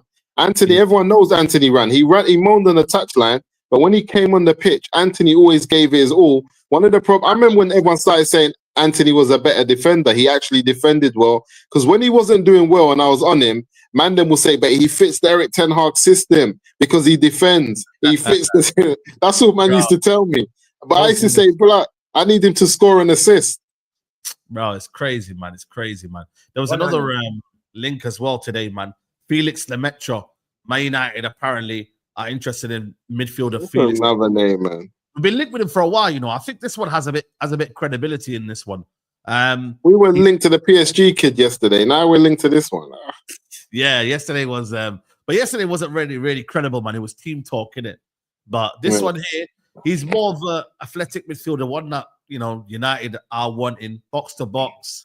I can't lie, he was more good at, was it Wolfsburg he was at? You know what I mean? At Dortmund, I don't really think he's shown his full capabilities. I'm not really a fan of him, if I'm being honest with you. And they've basically upgraded in Joe Bellingham. Let's be honest, man. Like that position is probably Joe Bellingham's taking his position basically. I think he's a bit better though. He plays a bit like Gravenberch. He reminds me of that when I watch him play. But I ain't gonna lie to you, bro. For me, it's like if they're asking for about 40 million, if you can get it for about 25 million, 30 million max, I don't mind taking this guy. But really and truly, do Man United need him? Like for me, go and take Richard Rios, man. He's better, bro. Like I don't understand why we're going in for this brother. But like I said, he's athletic. He's someone that's got a bit of pace and power in there. That's someone that, you know, the manager want. He's got legs in terms of midfield, and is available in it. And they're not going to move away. But what Dortmund are going to do though? They're going to do classic Dortmund, and they're going to flip and sell him for at least 40 million, which I think is too much for a player that you don't really want. You know. You know what, Saeed, though? He was bought for 30 million euros. So they're not going to sell him for that price that you just said. I hope not. From Wolfsburg for 25 million, 30 million euros. So they're obviously, of course, they're going to look for another 10 million. In terms of Nmecha, I believe there's a link with Wilcox because he was there. He used to be from Man City Academy. But I haven't watched him enough to say, yo, go and get him. Like all I know is he's a box-to-box midfielder that has loads of pace and he's got loads of power about him. But I ain't seen him enough to be like, yo, let's go and grab him. Do you know what I'm saying? But for the fee you're talking about, they're not going to budge at 25 million just because they bought him for that amount, bro. Yeah. No, I agree with you, man. I agree. See them type of fees, yeah. When you want to pay 25 million for a player, then you should be producing that in your academy. You're not going to nobody and getting a player off them for 20. Like, you should be producing somebody like this in your academy, and you can bring him into your first team. And if you're not, you know where you're walking. Ready. The problem is though, Koene could become that, but he's not ready yet. Who told you he's not ready? He's not ready because he's not ready because you're not giving him game time. And I keep on saying this, yeah. Man, them will rate Brighton, but Brighton never finish higher than 7th. So what is it you're rating? Because they don't finish higher than 7th. They're lucky to get top 10, but man will rate them and the way they play the game and blah blah blah. This player, that player. But in reality, if you go and look at their last 5, 6, 7 seasons, they might have finished in the top 10 once or twice. So what is it you're rating? So my thing is that if United don't see themselves winning anything anytime soon, we have to start giving some of these players more game time. Like we have to, because I don't know. Like I'm prepared to be a Brighton for 2 years and to form an identity that we believe in. But United have tried to do that for 10 years and they've not done it. They haven't, Saeed. We haven't played youngsters like this. We haven't gone down the youth route. We've just gone and got bare Galacticos and it hasn't worked. You know, like Van Gaal did it. I think Ole somehow tried to do it. Van Gaal bought in players as well, man. He bought in a lot of players, man, when he had his money. If you look at the signings he made. Tried to implement it a little bit. You know what I'm saying to you? Ragnick tried to implement it as well. Remember with Elanga and stuff like that. So there's a few kind of like managers that tried it. But the problem is though, United will always want to then get attracted to the big names. This is a problem with United. It's that we can't stick it's like we've stopped alcohol for a long time, yeah. But then you see Mandem are going to the rave, and that one night hits you, and then you go absolutely mad. And you know what I'm saying, bro? And you're on the floor, you're finished. Khalas. But you know what the problem is, though? I feel hearing us that we completely go against everything. We're back to square one. I don't think we've had a manager though who will pick philosophy over players, meaning that, especially Jose and that. That's why the pressure of the job doesn't allow you to do that. Yeah, but you gotta be brave. Someone who's brave and actually like Van Gaal was. Van Gaal was brave because he knew he was a bad man. He was an OG. He knew what it was about. He was like, if you're not going to play the way I want you to play, I'm going to go into the reserves or to the youth team, and I'm going to get young kids that can do it. I feel like you're going to need to have that level of braveness. What I've seen from Kone and what I saw from like Ugarte last season, there's no reason my man shouldn't have had more game time. Yeah. There are some other midfielders. Big up Shells. Douglas Luiz and Edison are also been linked with United as well. Take your pick, bro.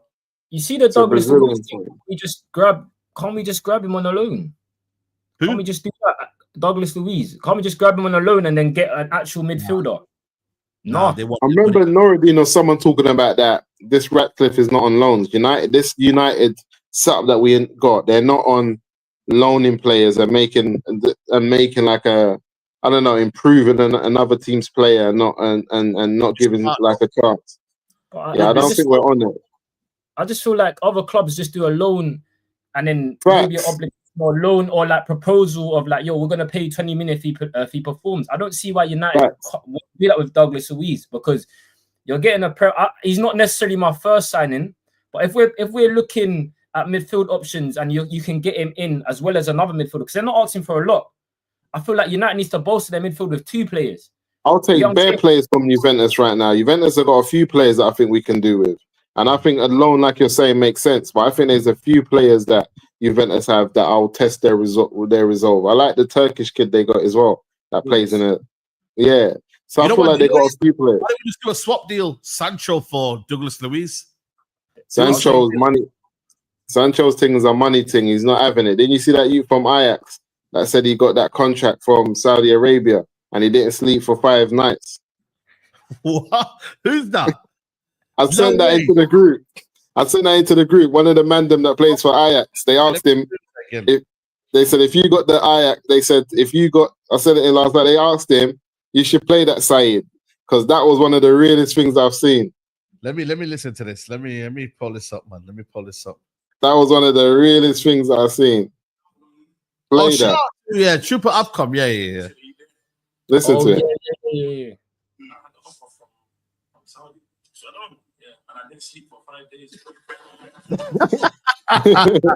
Listen to him. He said that. Yeah. He said? He said he didn't sleep for 5 days, and he said he was talking to his agent, and he goes, "Listen, you know when you get offered that type of money," he said, your body starts tingling for no reason. He said his body was tingling. He said him and his missus spent the money before they even got it. So we started spending it all night. We can cop this, we can cop. Oh, it's big money, you know. Where is he now, Chuba? He's Ajax. He stayed. He said, "Bun the Saudi thing. I'm staying." Yeah, he stayed. He didn't go. But I think it didn't materialize. I don't think he said he didn't want to go. I think it didn't materialize. But he said, when you see what they're offering you and you see the numbers, he said it's a mad tick. He said he couldn't sleep for 5 nights. And this is what I'm trying to tell guys.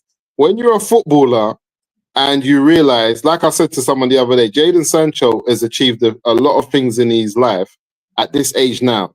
So the next question is, in terms of football anyway, he's done a lot. There's only a few things that he needs to do. Maybe is like win a big league and the Champions League. But not everyone gets to do that. Not everyone gets to do that. And there's bare footballers that are broke right now. Why should you take a pay cut, bruv? When you're getting taxed 45% of your wages, why should you take a pay cut for anybody? Like, see all this, yeah, you should take a pay cut. Nah, brother, don't take no pay cuts. Get your money or... Sorry to say, just on the Sancho thing, I'll just say for the talent that he had and what we expected of Jadon Sancho coming out of Dortmund, he was linked to, he was compared to the likes of Neymar, fam. We always thought he was getting a world beater. Him in his own sake, not even United, bro. Jadon Sancho needs to go to a club where he's playing 90 minutes every single week. And that's for me. I'm just like, bro, you've been here for what, 4 seasons now. You've got your money. I hear it. I can never tell a brother, yo, take this amount of money, bro. I get it. I don't play with my money too. But it's for him and the ability that he had. Do you get what I'm saying? Like, bro, do you not want to go somewhere and find a home where man actually fuck with you? You're going to Chelsea, you're getting booted here and there. You're not sure whether you're staying or not. You're back at United. Like, for his own sake and his own career, wouldn't you want to get your back on track now? I feel like Sancho. I agree with you. But you know what? Sancho's thing is a trick, though, because how old is Jadon Sancho? He's got 1 year left on his contract. 25. He's 25 years old. He can leave Man United next season as a free agent at 26 years old and still achieve things. He's not even in his prime. Yeah. I agree. I agree with that. That's why United flopped. Can you afford another season out of just doing nothing? No, but you see what it is, though? It looks like Jadon Sancho's been now, but you have to think about it. He was at Chelsea. He helped them get top 4 when they finished. I don't know where they finished last season. He scored a goal in the final, whether man want to rinse it or not, and lifted a trophy. And then Chelsea said, yeah, you know what? We're going to keep you. But they said, yeah, take 110 bags. He's like, you having a laugh? And I'm going to get 40% tax. He said, nah. I need at least 200 bags. Because when they take 40, I'm left with about 120 or something. Nah. We're not. So he said, all right, cool. I'm not going to budge. And that's my thing. I feel like there's still a lot of suitors for Jadon Sancho. When you look at the teams that's coming in for him, Napoli, Juve, whatever, listen, Jadon Sancho and what he's done and what they've seen him do last season and this season, all of those teams will come in for him. I just feel like it's like United are going to let him go out. United should just cancel his contract and pay him out because it's a lose-lose for him. That's what I'm saying. That's another thing as well. United, yeah, but the thing is, they won't want to do that because it upsets the books, innit? Like, you know what I mean? No, but what I mean is this: if you sell him for whatever 25 million euros, they don't need to. What I heard, United can sell him for about 13 million euros to balance the books. Yeah, to balance the books. Yeah. So if they can sell it for about 30 million pounds, they can sell it for 30 million pounds to balance the books. But they're trying to get 25 million. Sell him for 13, and that other club would then be able to give him the wages he wants. Get him off the books then. Why are you still out here asking for 20 million when to just balance your books and to get rid of him, you only need to get 13 million? Because that other 7 million that is outstanding will go towards Jadon Sancho's new contract with the other team, and he'll be all right. Yeah, I agree. So I agree, bro. I agree. Why would the club then the club that don't want to pay him that wages are committing to paying him that? That's their issue. It sounds good. It sounds good, but still, why am I paying you that? I have my number, and this is what I'm telling you need to get. Just because whether United swindle it or whatever, I'm still not paying you what I want to pay you, and that's what it's coming at. I only think Fenerbahce are going to pay him what he wants. Yeah, I think so. You want to go to Fenerbahce at 25 years old? He's not going. That's fake news. Jadon Sancho ain't going Fenerbahce. Anyone that thinks he's not going Fenerbahce, he's going Italy, and before he goes there, he will end up in Saudi. You see how them man that Saudi team was terrorizing Madrid the other day? What going for that? Yeah. But just going back, Musa, man. So what are you saying about midfield? Are we? Midfield, Saeed. I told you we're only getting 2 signings this window. Don't talk to me about midfield. Our midfield is Bruno Fernandes and Ugarte. That's our midfield. That's not on, man. I'm sorry. That's what it is. It's Bruno Fernandes and Ugarte. Musa, we can't go into the same midfield as we did. You saw it. You saw what your guy did against West Ham. You saw what your guy did against West Ham. The guy can only do one way. So the way I'm saying to you, man, this is the only way he can play. We can't have that at the level. He's coming on. I don't think Ugarte is that bad, to be honest. To be honest, I don't think he's as bad as because I think it's the first season in a poor United team. He's not good on the ball. That's the first thing. But he's been atrocious this season on the ball, and I think that's the extra pressure of a bad United. I'm not going to say he's wonderful because I remember I said this on the Mandem talk when Ugarte was playing with Casemiro, and Casemiro was sticking close to him, and they were moving as a pair in the middle of the park. It was one of the best It was one of the best games that we had, and I remember they done an analysis on it on Sky Sports because they were moving as a pair because Casemiro, being the player that he is, he knows how to play the Ugarte position, and he knows his weaknesses, and he knows, you see, my man, he will win us the ball, but when he wins us the ball, I need to make sure I make myself available to get the ball off him. Bruno don't care about all that. Bruno let you win the ball, and he's quiet on the left wing, left the middle of the park, and then Ugarte losing the ball. So I feel like, again, if you get a midfielder who could kind of help Ugarte, it will be better for us. Like I say, Casemiro and Ugarte, for me, is a better midfield than Bruno in there. But Bruno's going to play. This Mbeumo one, I can't lie to you, man. You know what it's done, man? It's purposely made us distracted about midfield, you know? Like, it's purposely made us feel like, like that. And people say, oh, but they could be doing 2 deals at once. I don't buy into it. My biggest concern here, yes, it's goals here, but midfield, I cannot be seeing man do a half turn at Old Trafford that plays for Bournemouth and plays for teams like this, though. Man can't these guys, get the ball, and start dictating. And we're the ones backing off them. I cannot. I swear down, bro. The ball will get up here, and you can see individual brilliance, Musa. That could happen. Arsenal game, let's be honest. Like, they had most of the ball, but they couldn't do anything with it. We had the chances. But when you're expected to win, you need to have the ball. You need to, So when United, what they got to do for most of the team, why they couldn't do anything is that Man United weren't the one dictating. Man United weren't the one that was trying to do things. You feel me? So that right based on that, and based on the analysis that you guys have shown earlier in terms of they're going for Premier League proven players and the quality of the 2 players they've got in the 10, what would be the equivalent of that in midfield in the Premier League? Belieber. For me, Belieber. Yeah. Wharton, so if we're to believe that this is their standard in terms of the 2 players they've got, because we will all agree that they're 2 good players. Everyone's happy with Mbuemo and everyone's happy with Cunha. And they've gone for players that are proven in the Prem. And like you've said there, that the equivalent of that now, who are not playing for, let's say, a big 6 team, would be Belieber and Wharton.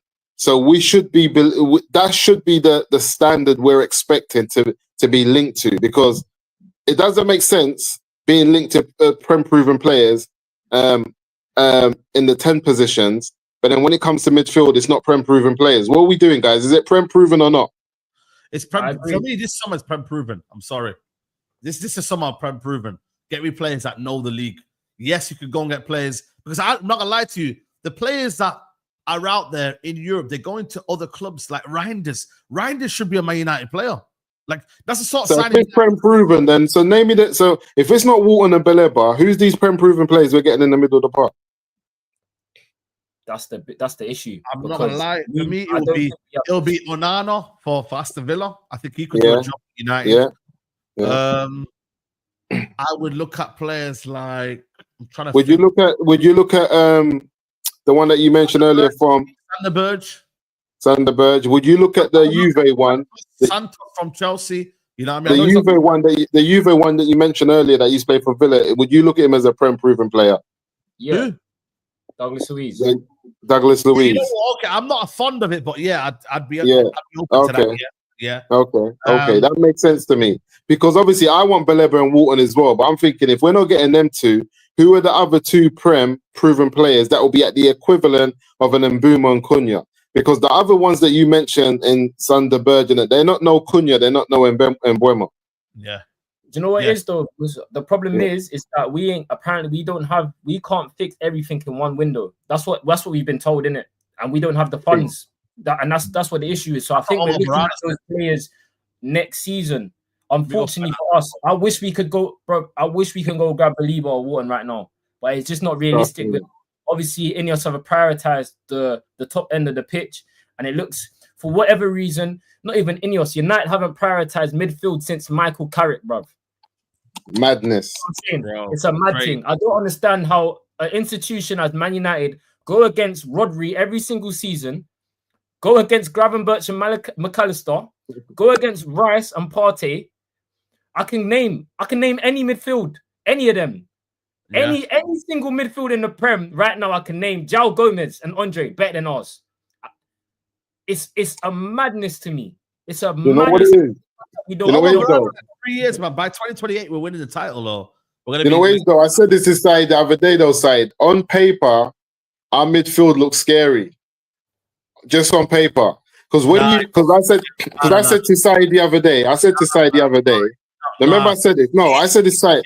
No, hold on a minute. City and Liverpool's is scary. No, Saeed, I said this to you the other day. In world football, if you went to anybody and said Casemiro, Bruno Fernandes, to any player, they would say, yeah, top players, serious players, good players. I don't know anyone in world football who's playing the game. Context behind it, though. You're saying that because of the name. I can tell that's what I said on paper. Ronaldo, I can say right now, Ronaldo's a top player. But the context behind it is that he's aging. He's not going to give you the same sort of level. No, but I'm with you. But I'm just saying, on paper, if you tell someone your midfield is Casemiro, Ugarte, and Bruno Fernandes, most players in world football are not going to say that's crap. They're going to rate it. They are going to rate it. But that's why I said our thing is deceiving because the names. Anything's on paper. You could. No, but the thing is, we talk about all these other teams that's got better midfielders than us, like Newcastle, but not on paper. No, but the thing is that football ain't played on paper though. That's no, but that's what I'm saying. But that's what our ownership thinks it is because they think, why are we buying new midfielders when we've got Ugarte, Casemiro, and Bruno and Kobe Mainoo? As far as they're concerned, that's a serious midfield. Yeah, like for me, it's like my problem is like United, for United to have a midfield now. I think if you go away from the Premier League now, you're gonna get huge risks. You are like I'm looking at midfield like that guy's chosen Ajax, by the way, AC Milan. Keep that guy would be linked with he's chosen AC Milan, bro. Yashari or something like that. Sorry, he's gone. Yeah, he wants to go to AC Milan. He's adamant. I only want AC Milan. So who's the midfielder? He's like a Walton. He was like a Walton, Edison is waiting for Al Hilal probably. He ain't waiting for Man United. Man United aren't gonna fork 50 million on him. I'm sorry. They aren't, bro. So for me, it's kind of difficult. United just have to surprise us and go and get Baleba, man, because Baleba's the only player that I know in the Prem that can do a job of two players. Him and Caicedo, them type of players there, they do the. Look at this, bro. That Cardoso, went for flipping 25 million, bro. How much did he go for, by the way? Cardoso. You're right. 25 million. 25 million. What's wrong with his lot, man? This guy was a bad boy, man. You know what, man? Atletico Madrid, they've got some top. They've gone for, you know what they've done as well? They've gone for La Liga proven. Yeah. You know what I mean? Alex Baena, Johnny Cardoso, Premier La Liga proven. They went and shopped in their league. Do you know what's crazy as well? You gotta address it because the whole Bruno thing is the fact that Bruno's playing number 8 is even more important who we get in, because it's like you can put Kobe with Casemiro, it's fine. You can put Kobe with Ugarte, it's fine, so and so. You can put Kobe with Casemiro, it's fine. But when you put Bruno with when I name like who I can put him with, it's only really Casemiro you can put Bruno with right now. Am I wrong in saying that? Yeah. It's so the guy hasn't worked. You can't put Bruno and Kobe together. It just don't work. So that's why a lot of the fan base was hell bent on. I'm not a Bruno hater. I think Bruno is terrific. I just think for the money that was there, we have a huge problem now because now, like you said, we're trying to address the midfield issue, and bro, we can't really do it because can Bruno do the 6? Yeah. Can Bruno change his game enough to be the one that picks the ball up off the? Bruno Fernandes, got found out on the biggest stage, a Europa League final. I witnessed it in 4K Mandem. Bruno Fernandes lost like a little boy in midfield, getting bullied by Mbeumo, who hasn't had a great season. By what do you call it? My man is injury prone. What's his name? The Uruguayan. Man got lost. He looked like a kid in midfield, bro, running around, bro, getting exposed. Couldn't do anything. And you lot want to stick your neck on the line because he bullies the likes of flipping Everton. Oh, he scores 2 goals against Everton. He's a savior. Brother, when it comes to the crunch, Bruno ain't it. It's simple. So we're forcing this idea that Bruno... And sometimes it's got to the point now where I'm not even going to blame him now because it's like he shouldn't be in that midfield too. He shouldn't be. But we're going to force him in because we have to do it. And I said this is a big, big problem. And United fans are going to realize it next season where we have square pegs in round holes. So I predicted Bruno. I'm predicting lacks the physicality, lacks for me that know-how in a midfield 2 to work. In a midfield 3 for Portugal, it works because, bro, he isn't the main guy there. He also isn't someone that has been told, yo, listen, we've got a system. We know what we're doing here. You must work to our strengths. Whereas United, we work to his strengths. Therefore, it's Bruno and inshallah, and we'd go and do what he wants. I told you, Baleba's the only one that can make up for Bruno and actually make him actually seem like he's decent because he can do the job of 2 people. But I believe Amrin, to save his job next season, drops Bruno. I think he drops him. He ain't dropping him, bro. One thing on your point. Why can't we also? Why is it the fact that the manager is so hell bent on 3 attackers? Why can't we just put 3 midfielders as well? You're playing the same system. You put 2, and then you have Bruno just above them. That works as well for me. Then you play with 2 strikers. You play with like I don't know, Mbeumo and Bruno with a 10. Basically, go on. Sorry, what I'm basically saying is that why I'm so spun by this whole thing is just because our manager has shown that he is not doing anything else apart from 3-4-3. Man, them are not deep. We were down in the final of the Europa League, not looking like we were scoring. He didn't even take a defender off. That's alarming for me. All season we've been asking, can you just go play 2 up front and put an extra midfielder in? He hasn't done it. Bring the formation up, Saeed. Let me show you something. Right now, that's what I'm going to do right now. Bring the formation up. And then I'm going to go and do it. I'll show you right now. So we have normal formation, How does he do it? How does he play it? This is what he's going to do. And where's the wing backs? So wing backs are obviously going to be a bit more higher, Yeah. And this is what's going to happen. I'll say the wing backs though got to be past the halfway line, or they're just playing games. You got to put them in front of the halfway line. Hey, that's what I hope. That's they got to be in front. They've got to be here. They've probably got to be. They got to be there. So So the question I'm going to ask you: so where's the 10 and where's the 2 10s and the 1 striker? There, couldn't you? Yeah, right there. There's the 2 10s here. So now the question he was asking is: you see the 9, bring the 9 in and push the 10s up. Yeah, bring the 9 in. That's a Xerxes. Bring, and then push the 10s up. Yeah, why can't he play that? Why can't he play this? Man, why can't he play that? Yeah, why? He won't though. That's the problem. He won't. I know, but why? The way Xerxes plays, he probably will do. Don't forget Xerxes for now. We're just saying, if you want to force Bruno into this team, why can't Bruno play that furthest up there in the middle of the park, there behind Mbuemo and Cunha? No, because that's Xerxes. Where's Xerxes going to go then? No, but my point was, Saeed, is that our manager is showing no flexibility with his formation. That's my worry. Flexible. Get that. Them words don't exist with Amarin, bro. That's alarming. You're down in the Europa League final. You didn't take a centre back off. You're down. You ain't got nothing to lose. Just throw the kitchen sink at it, bro. Yeah, because Zersky can be on the bench. So Cunha comes off after an hour, or Mbeumo, you bring Zersky on. That just strengthens your bench. He doesn't have to start. If you're gonna fight for this flipping Bruno to be in your team, why can't you do that? Well, my thing is, you get more exposed, because we now have an attacking front three, that are gonna go forward now. And I think for me, gets even more exposed now. I think last year we were very pragmatic and we were very, very defensive. Like, we got outnumbered in midfield and whatever, but most of the time, these guys were very, very kind of like in between there, obviously, and put Bruno Fernandes in there. But you get me, like now with them more attacking, and Bruno he's gonna be spamming the ball even more, by the way, now that he knows he's got Cunha and maybe Mbuemo ahead of him. So now you've got then a position where Casemiro has to cover the whole length of the football pitch. You need someone when Bruno Fernandes is trying to say, you know what, let me be the creator. I've got to be the creator here. I've got to be the one that is going to be threading the ball into these players here. Because these three, their main priority is to be scoring. Yes, Cunha and Mbeumo, they're going to try and create, but they want to try and get in behind. Yes, Diallo and Nmecha will be ahead, but Bruno Fernandes will try and play hero ball.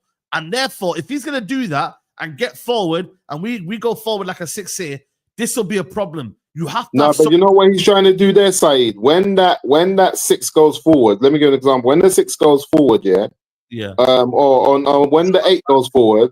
See, when the 8 goes forward,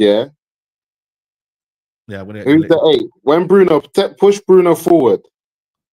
Push Bruno forward, okay. When you push Bruno forward, what's his name? De Ligt's meant to join the middle of the park. Yes. He's meant to join the 6. So when you push De Ligt forward now, closer to the 6, then you get the Euro and whoever, they go into a back 2. And then the wing backs basically become left back and right back. They have to come back. So you go back into a back 4. But with Maguire, he was never able to go into the middle of the park. I do believe that Amarin's centre back joins the park. He joins the 6 to give you the 2 6s, and then the 8 can go up. Likes Maguire, he really likes Maguire. I'll be shocked if Maguire is not going to be starting next season. I really do, which makes me think, who's going to be the one to drop out? Now, De Ligt starts all the time. We've seen it, say when De Ligt's fit, we've seen who he starts. Maguire don't start. Boy, De Ligt, cool. Was injured towards the end, but Maguire, I can't lie. He there's something about him that he likes. Same way with Mason Mount, bro. There's something that he likes about Mason Mount, bro. So for me, like I said, this should be, obviously, I'm just using Mount now because there's no Mbuemo, but this is what should be the team, really, that should be starting maybe this season. If you get a midfielder in, I don't think the midfielder comes in ahead of Bruno Casemiro for the start of the season. I don't think they do. They're one of them where they're going to ease into the team. You get me? Even if they're a Beleba or Wharton, then they probably go straight into the team.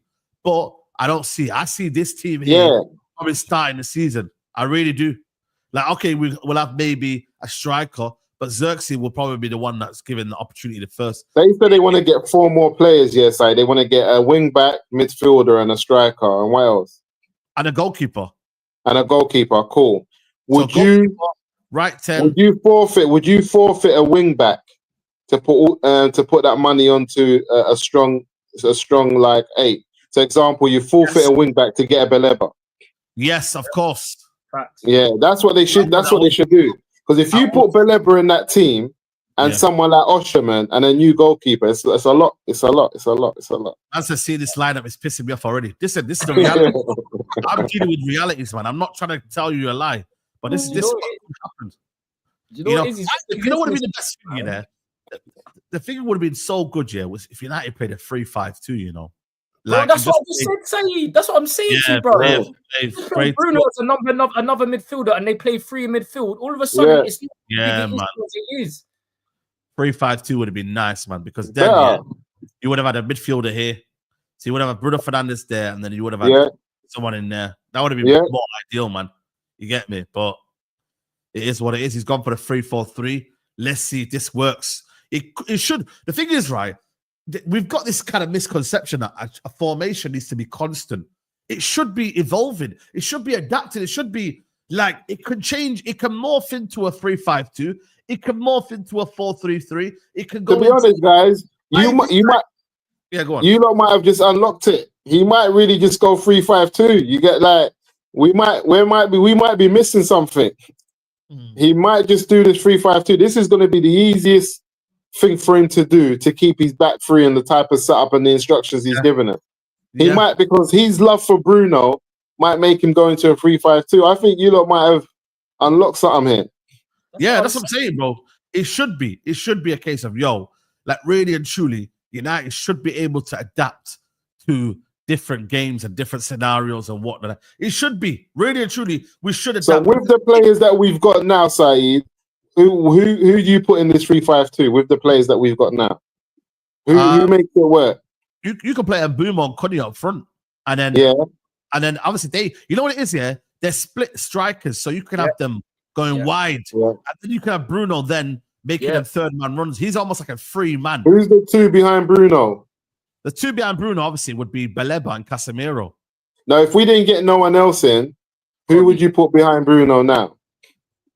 Would you put behind Bruno now?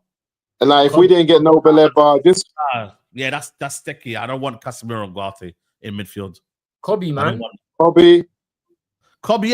So the thing is, Kobe could work there. There's another thing as well. Kobe could work now in this system because now he can now be a roaming 8. And then he's got help with Bruno there or whoever's there. Even Xerxes, for example. Xerxes can still be there. You know what I mean? Because he's like a 10 anyway. So you don't need Bruno. Bruno doesn't actually need to play. You know what I mean? You drop Bruno then he's got the chance to drop Bruno. If you've got Xerxes just in the hole, then you've got the link-up play there with him and Thingy, and then you've got Casemiro obviously there and whatnot. So you can actually do that if you wanted to. Like United technically wouldn't even need a striker if you do this system. If you have Konya and Mbeumo, 2 split strikers, and then them man are just going, they're having fun then, bro. They're like Demba Ba and Cisse. We could have a Demba Ba Cisse situation there. Yeah. So that's what I'm saying, guys. This is all I'm saying. I'm not saying this is the all ends and means. I'm just giving man ideas. Literally, I just want my manager to be a bit flexible. If the 3-10s ain't working and the 2-10s ain't working, the one strike, just take one of man out and put a midfielder in. I don't understand why we're so hell bent. I want my manager to adapt to things. I want to see fluidity at my club. I don't see that. And it's alarming to me. Again, I'll keep referring to this. The Europa League final, we need a goal. We don't take off a midfielder. We don't change nothing, bro. We don't take off a defender, sorry. We don't change nothing. So I'm just saying, next season, surely, you see with Yabi Alonso, he played a 3 at the back at Bayer Leverkusen. He went to Real Madrid in his first game against, you mentioned it, Al Hilal. Got boxing off the back. Now he's reverted back to 3-5-2 in their last game or their last 2 games, and it's working again. I'm just saying, manager should be able to, if your team's 3 at the back, calm, but please variation. Certain games call for different things. You can't go into. Everyone knows what formation we're playing every single game. Every time I speak to someone on the street, the biggest thing they say, and some of them are rivals, they say this manager cannot adapt. That is his biggest problem. He cannot adapt. Man like Sean Dyche came on the overlap, bro, and started dissing him. How is Sean dissing man like Amarin, bro? I said, you get me in there and I will find results. How is man like Sean Dyche, man? And respect to Sean Dyche, because he's actually proven that he's a better manager than Amarin in the Premier League. It's not what you know what I mean, in terms of your knowledge. It's about how you can prove it in the Premier League. And he's saying, brother, get me in there now, and I'll get more results than the manager. So I think the manager, he's young. He wants to do it in a way where, look at me. I've done this in my way. I'm a top manager. Listen. You know what I mean? But now he needs to let go of that ego and adapt. I'm not saying change your philosophy, Musa. I'm just saying don't just be so hell-bent on that idea. Navigate. Make yourself a bit like, bro, like you did it against. The funniest thing is, he did it against Liverpool and the best teams. He navigated, he adapted, and we've seen it. We're like, Arsenal, them man, we're going toe to toe with them. Look at this team here. Like, we adapted, bro. But this, when he's against the better teams, he's finished, bro. He's khalas, bro. And that's where his job's going to be on the line against the teams that he's meant to be beating. The teams that he's meant to be beating, you just said it there, Musa. At home, our results at home, shocking. Our away form, shocking. And the teams that he beat, look at the games he beat. He beat 1-0 lucky win against Fulham. Let's be honest. Everton, 4-0. And he called it one of our worst games because he said, you know what, we could be better. Leicester City. The teams that were meant to be, like the ones in and around our position, we didn't win. We didn't win to get above them. Brentford's, the Bournemouths, the guys that were meant to win. Brighton, the guys, the Crystal Palace, all them teams that were meant to win to get ahead of them, we didn't do it. And that's our problem. I'm not accepting it this year, man. We're gonna wrap it up, man. Big up Adiwala says our pivot is finished because Bruno must play every single minute. Our best pivot is Casemiro and Ugarte. Donald Dustin said, you don't need to remember Ruben Amorim, he'll bring the glory days again. He'll turn the Reds around. Yeah, I don't know, man. Bruno was selected for player this season. We all know he is nowhere near that. He's too much PR and getting GA for Bruno. He's a very average player. I big up my guy Jojo, man. He says, we're in the mud. I can't lie. It's wild. Big up my guy Jojo, man. We're in the mud. He's always in the East Side with me, man. That's why he's 6.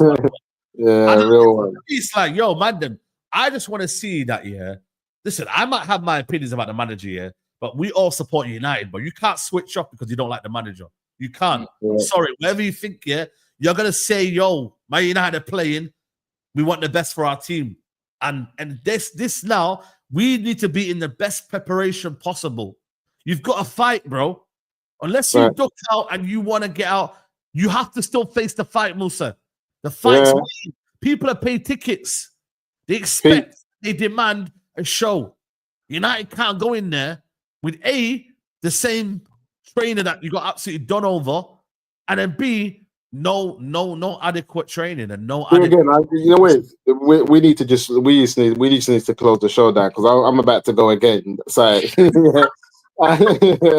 We need to just call it a day because I just remembered we turned down 100 million for Bruno, and now we're playing games with signings. Wallahi, man, if we took that money for Bruno, man, we would have been feasting right now. Bruno didn't want to go, guys. I know.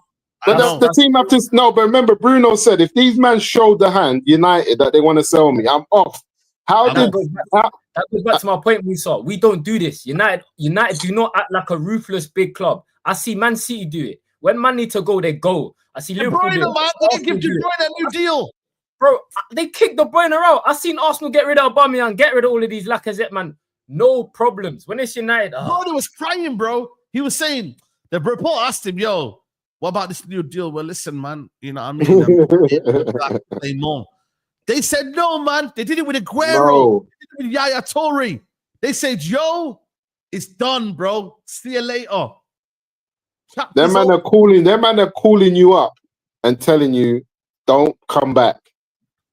United is sending text messages and hoping that you read it whenever you find out. Them man are scared. Look what they done to David De Gea. They signed the contract. Said, yeah, David signed it. We're going to sign it after you. David signed it. David signed it, and then they send a message, yeah, don't come back. That man are shook. United's finished. United said, we don't need to sell Bruno Fernandes to make signings this year. We have money. That's what they said. We have money, Go and get me Baleba now. I don't want to hear no excuses. You turned down 100 million for Bruno Fernandes. You said you didn't need the money you've got it to get 5 players in. Go and get me my 5 Premier League proven players. That's the end of it. But you know what it is, though? It's because Bruno's it's like a comfort blanket. Because listen, whether you like it or not, when the chips are down, man, Bruno saves the day. And that sort of mentality, the manager's seen it himself firsthand, If it weren't maybe for Bruno's kind of, let's say, for example, that month, where Bruno was scoring goals against the smaller teams, and he was doing his bit against Ipswich. Remember Southampton? There was games against Rangers. Remember the Europa League? Like Bruno stepped up. Fair play to him. But in them critical moments, United can't comprehend in their mind, yo, man, are we really gonna be a team if we sell Bruno? Have we got that? Forgot. Bruno only stepped up when Ahmad got injured. Before Bruno was Ahmad. Yeah, I know. It was the Ahmad show. But my point is that Man United don't have the confidence within themselves to say, right, we are going to be a team without Bruno. They don't have that confidence. Now, you know what the manager is as well. The manager destroyed Bruno's chance of earning big money to save his own job. As a manager, you always need a player on side. If Bruno Fernandes leaves Man United, Amrin has no one in that dressing room to save him. Because Casemiro, he didn't even like him, brother. He wasn't even playing him. He was going on like he was a bad boy for Casemiro. And this time here, Casemiro was a bad boy for the manager. So think about it. If Bruno Fernandes leaves that dressing room, who does Amrin have in there?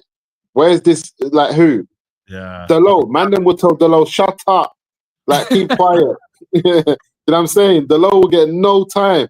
Bruno's the only one that can tell the man them, you know what? Come on, guys, Amrin.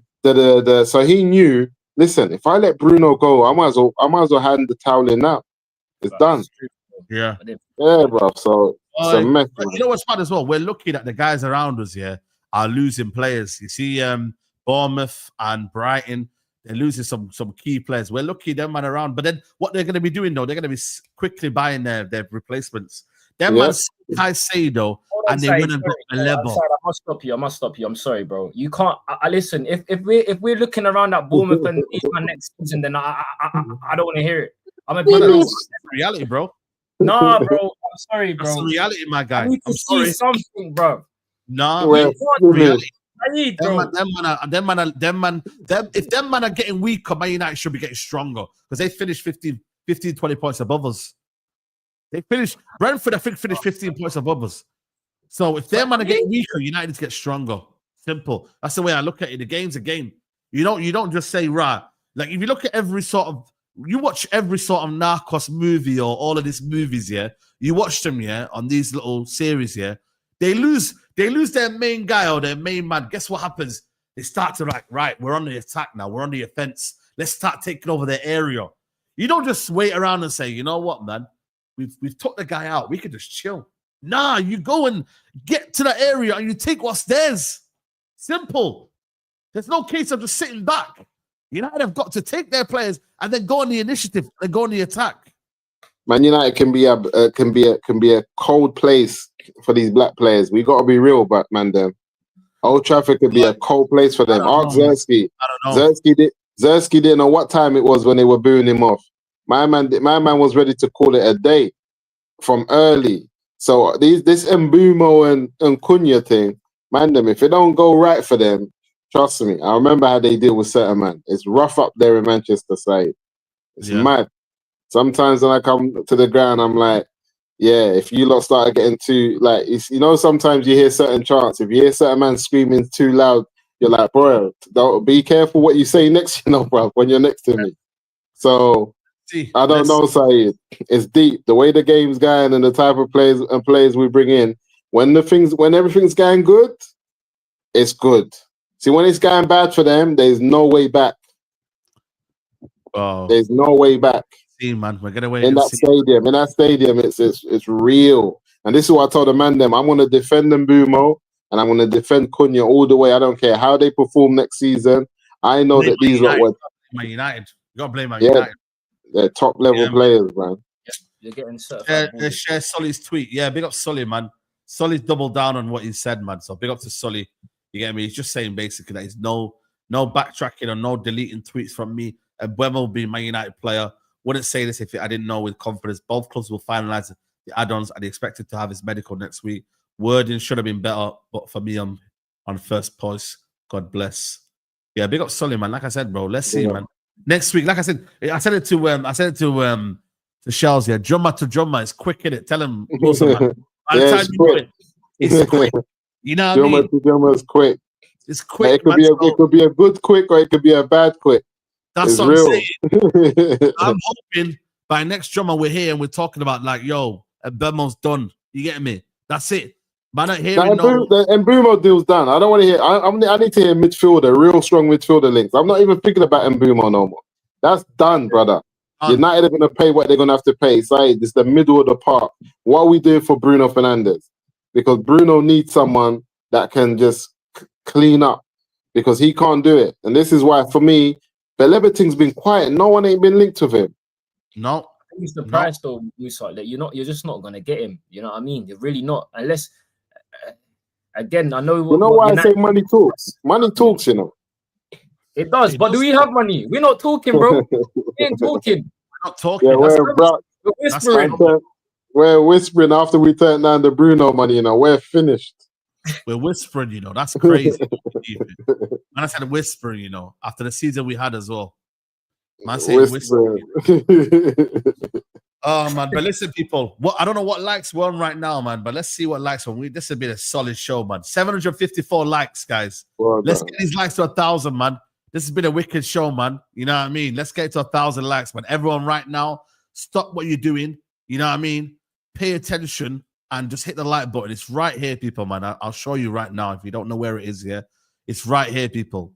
Just here, people. 763 likes. If you're on your phone, take it off and then do it. If you're on the laptop as well, TV, wherever you're on right now, just hit the like button, man. And like I said to you, I was at the fun fair today, man. You know, Chilling. There was a guy on his moped, yeah, and he was going up the thingy, you know, the little tricks and that, bro. I was like, yo, I'm like, yo, like, I was even in these shows, but I might have to just stay here, you know. Like, no, bro, I'm telling you right now, bro. I was getting my steps in, bro. I was like, yo, let me get my steps in, man. Next thing you know, I find out there's a whole fun fair going on. I sat there, I was like, yo, let me watch this for a bit, yo. Let me see where I go on. I'm chilling tonight. I said, yo, get back to the gaff. You know what I mean? It's time to do a show. So I'm in your ends next week, bro. If you want to get a session, let's run it, fam. There you go, man. You know what I mean? So, you know what I mean? Shout out to Charles, man. He's going to be in money. We're going to do a lot of something there, man. So yeah, man, it's crazy, bro, and it always happens when I'm out and about. You get me? Like news like this happens, man. I'm like, yo, bun this, man. Let's get the deal done, man. But yeah, Charles, make sure you don't follow Charles, man. Big up, bro. Always love. Oh, bro, good stream, man. It's nice to talk to you properly, Musa. Big up, hardest working man on YouTube. Shout out the chat. Shout out all the guys that do the mods, man. You guys are amazing, bro. Do you know what I mean? So yeah, big up everyone. Thanks for having me, man. And yes, subscribe to my thing, innit? Match day shows. Yeah, big up to you, man. Big up to you. 100%, man. Love each and every time. Big up to you, bro. Big up to Musa, man. Make sure you don't follow Musa. Big up, man. I'm here, man. Same old, you know, it is resale, CIC, still doing the sneaker thing and just kicking back. I'm definitely the YouTube's definitely coming back now. Definitely coming back, but it depends how Amrin starts, you know. Sometimes, Saeed, I'm excited, just about to start my YouTube career again, and then the managers do a mad thing. I'm like, I'm just gonna be cussing all season. I ain't got time for that. But don't worry, I'm gonna jump on though. I'm gonna do some small analysis. I got a lot to say still because I watch the Mandem shows, and then sometimes I'm like, yeah, I've got some points of view. Yeah, now real talk, man. Like I said, hopefully we hear something on the weekend about something, innit? You get me? But other than that, like I said, settings, man. At least we got something to distract ourselves, man. Tomorrow, I'm going to be covering the Club World Cup, people, man. I think Palmeiras are playing Botafogo, should I say, and then Benfica versus Chelsea, man. So that's on tomorrow, people. So yeah, man, we're going to see what they're saying over there. Like I said to you, man, I've been telling people about this Richard Rios. People don't know about him, man. Bad boy. You know what I mean? Here he is. They're saying 20 million as well. They're even saying a lot of money, you know. This is 25 million, bro. Pirate Forest are interested, bro. So why are we linked to him? Why are we linked to a player that's 25 million and we can't get him? 25 million, bro. I'm telling you now, bro. Bad boy. I like him a lot. Well with Casemiro as well, man. You know what I mean? But it reminds me of a South American Pogba still. Yeah, the way he plays the game. I like the way he plays the game still. Yeah, bro. So it's one of them where it's like, yo, man, I just have to. I'm getting my Monaco shirt. Pogba's back. That's all I know. Yes, I'm saying we will be there. Yeah, we will be there, mate. So yeah, don't watch the game. Shell's gonna be doing his live streams as well soon, man. Yeah, soon come. You get me? So yeah, man. Big up to everyone locked in on a Friday night. There's a lot of things you could be doing, but you're here. We're gonna redirect to Nuruddin, man. Nuruddin's going live. He said, "Best in BS, Brentford embarrassing comedy FC. Don't blame Sancho. Stop Cyborg." So there you go, man. You got a whole madness going over there, man. So yeah, man, guys, hit the like button, man. And like I said, man, Troops told us, man, we're fucking 50. 15th. It's on the We're 15th. We are 15th, sir. We are 15th. We are 5 points away from relegation. Yeah? We are closer to the bottom than the top, bro. We ain't winning Europa. There's no European football next year.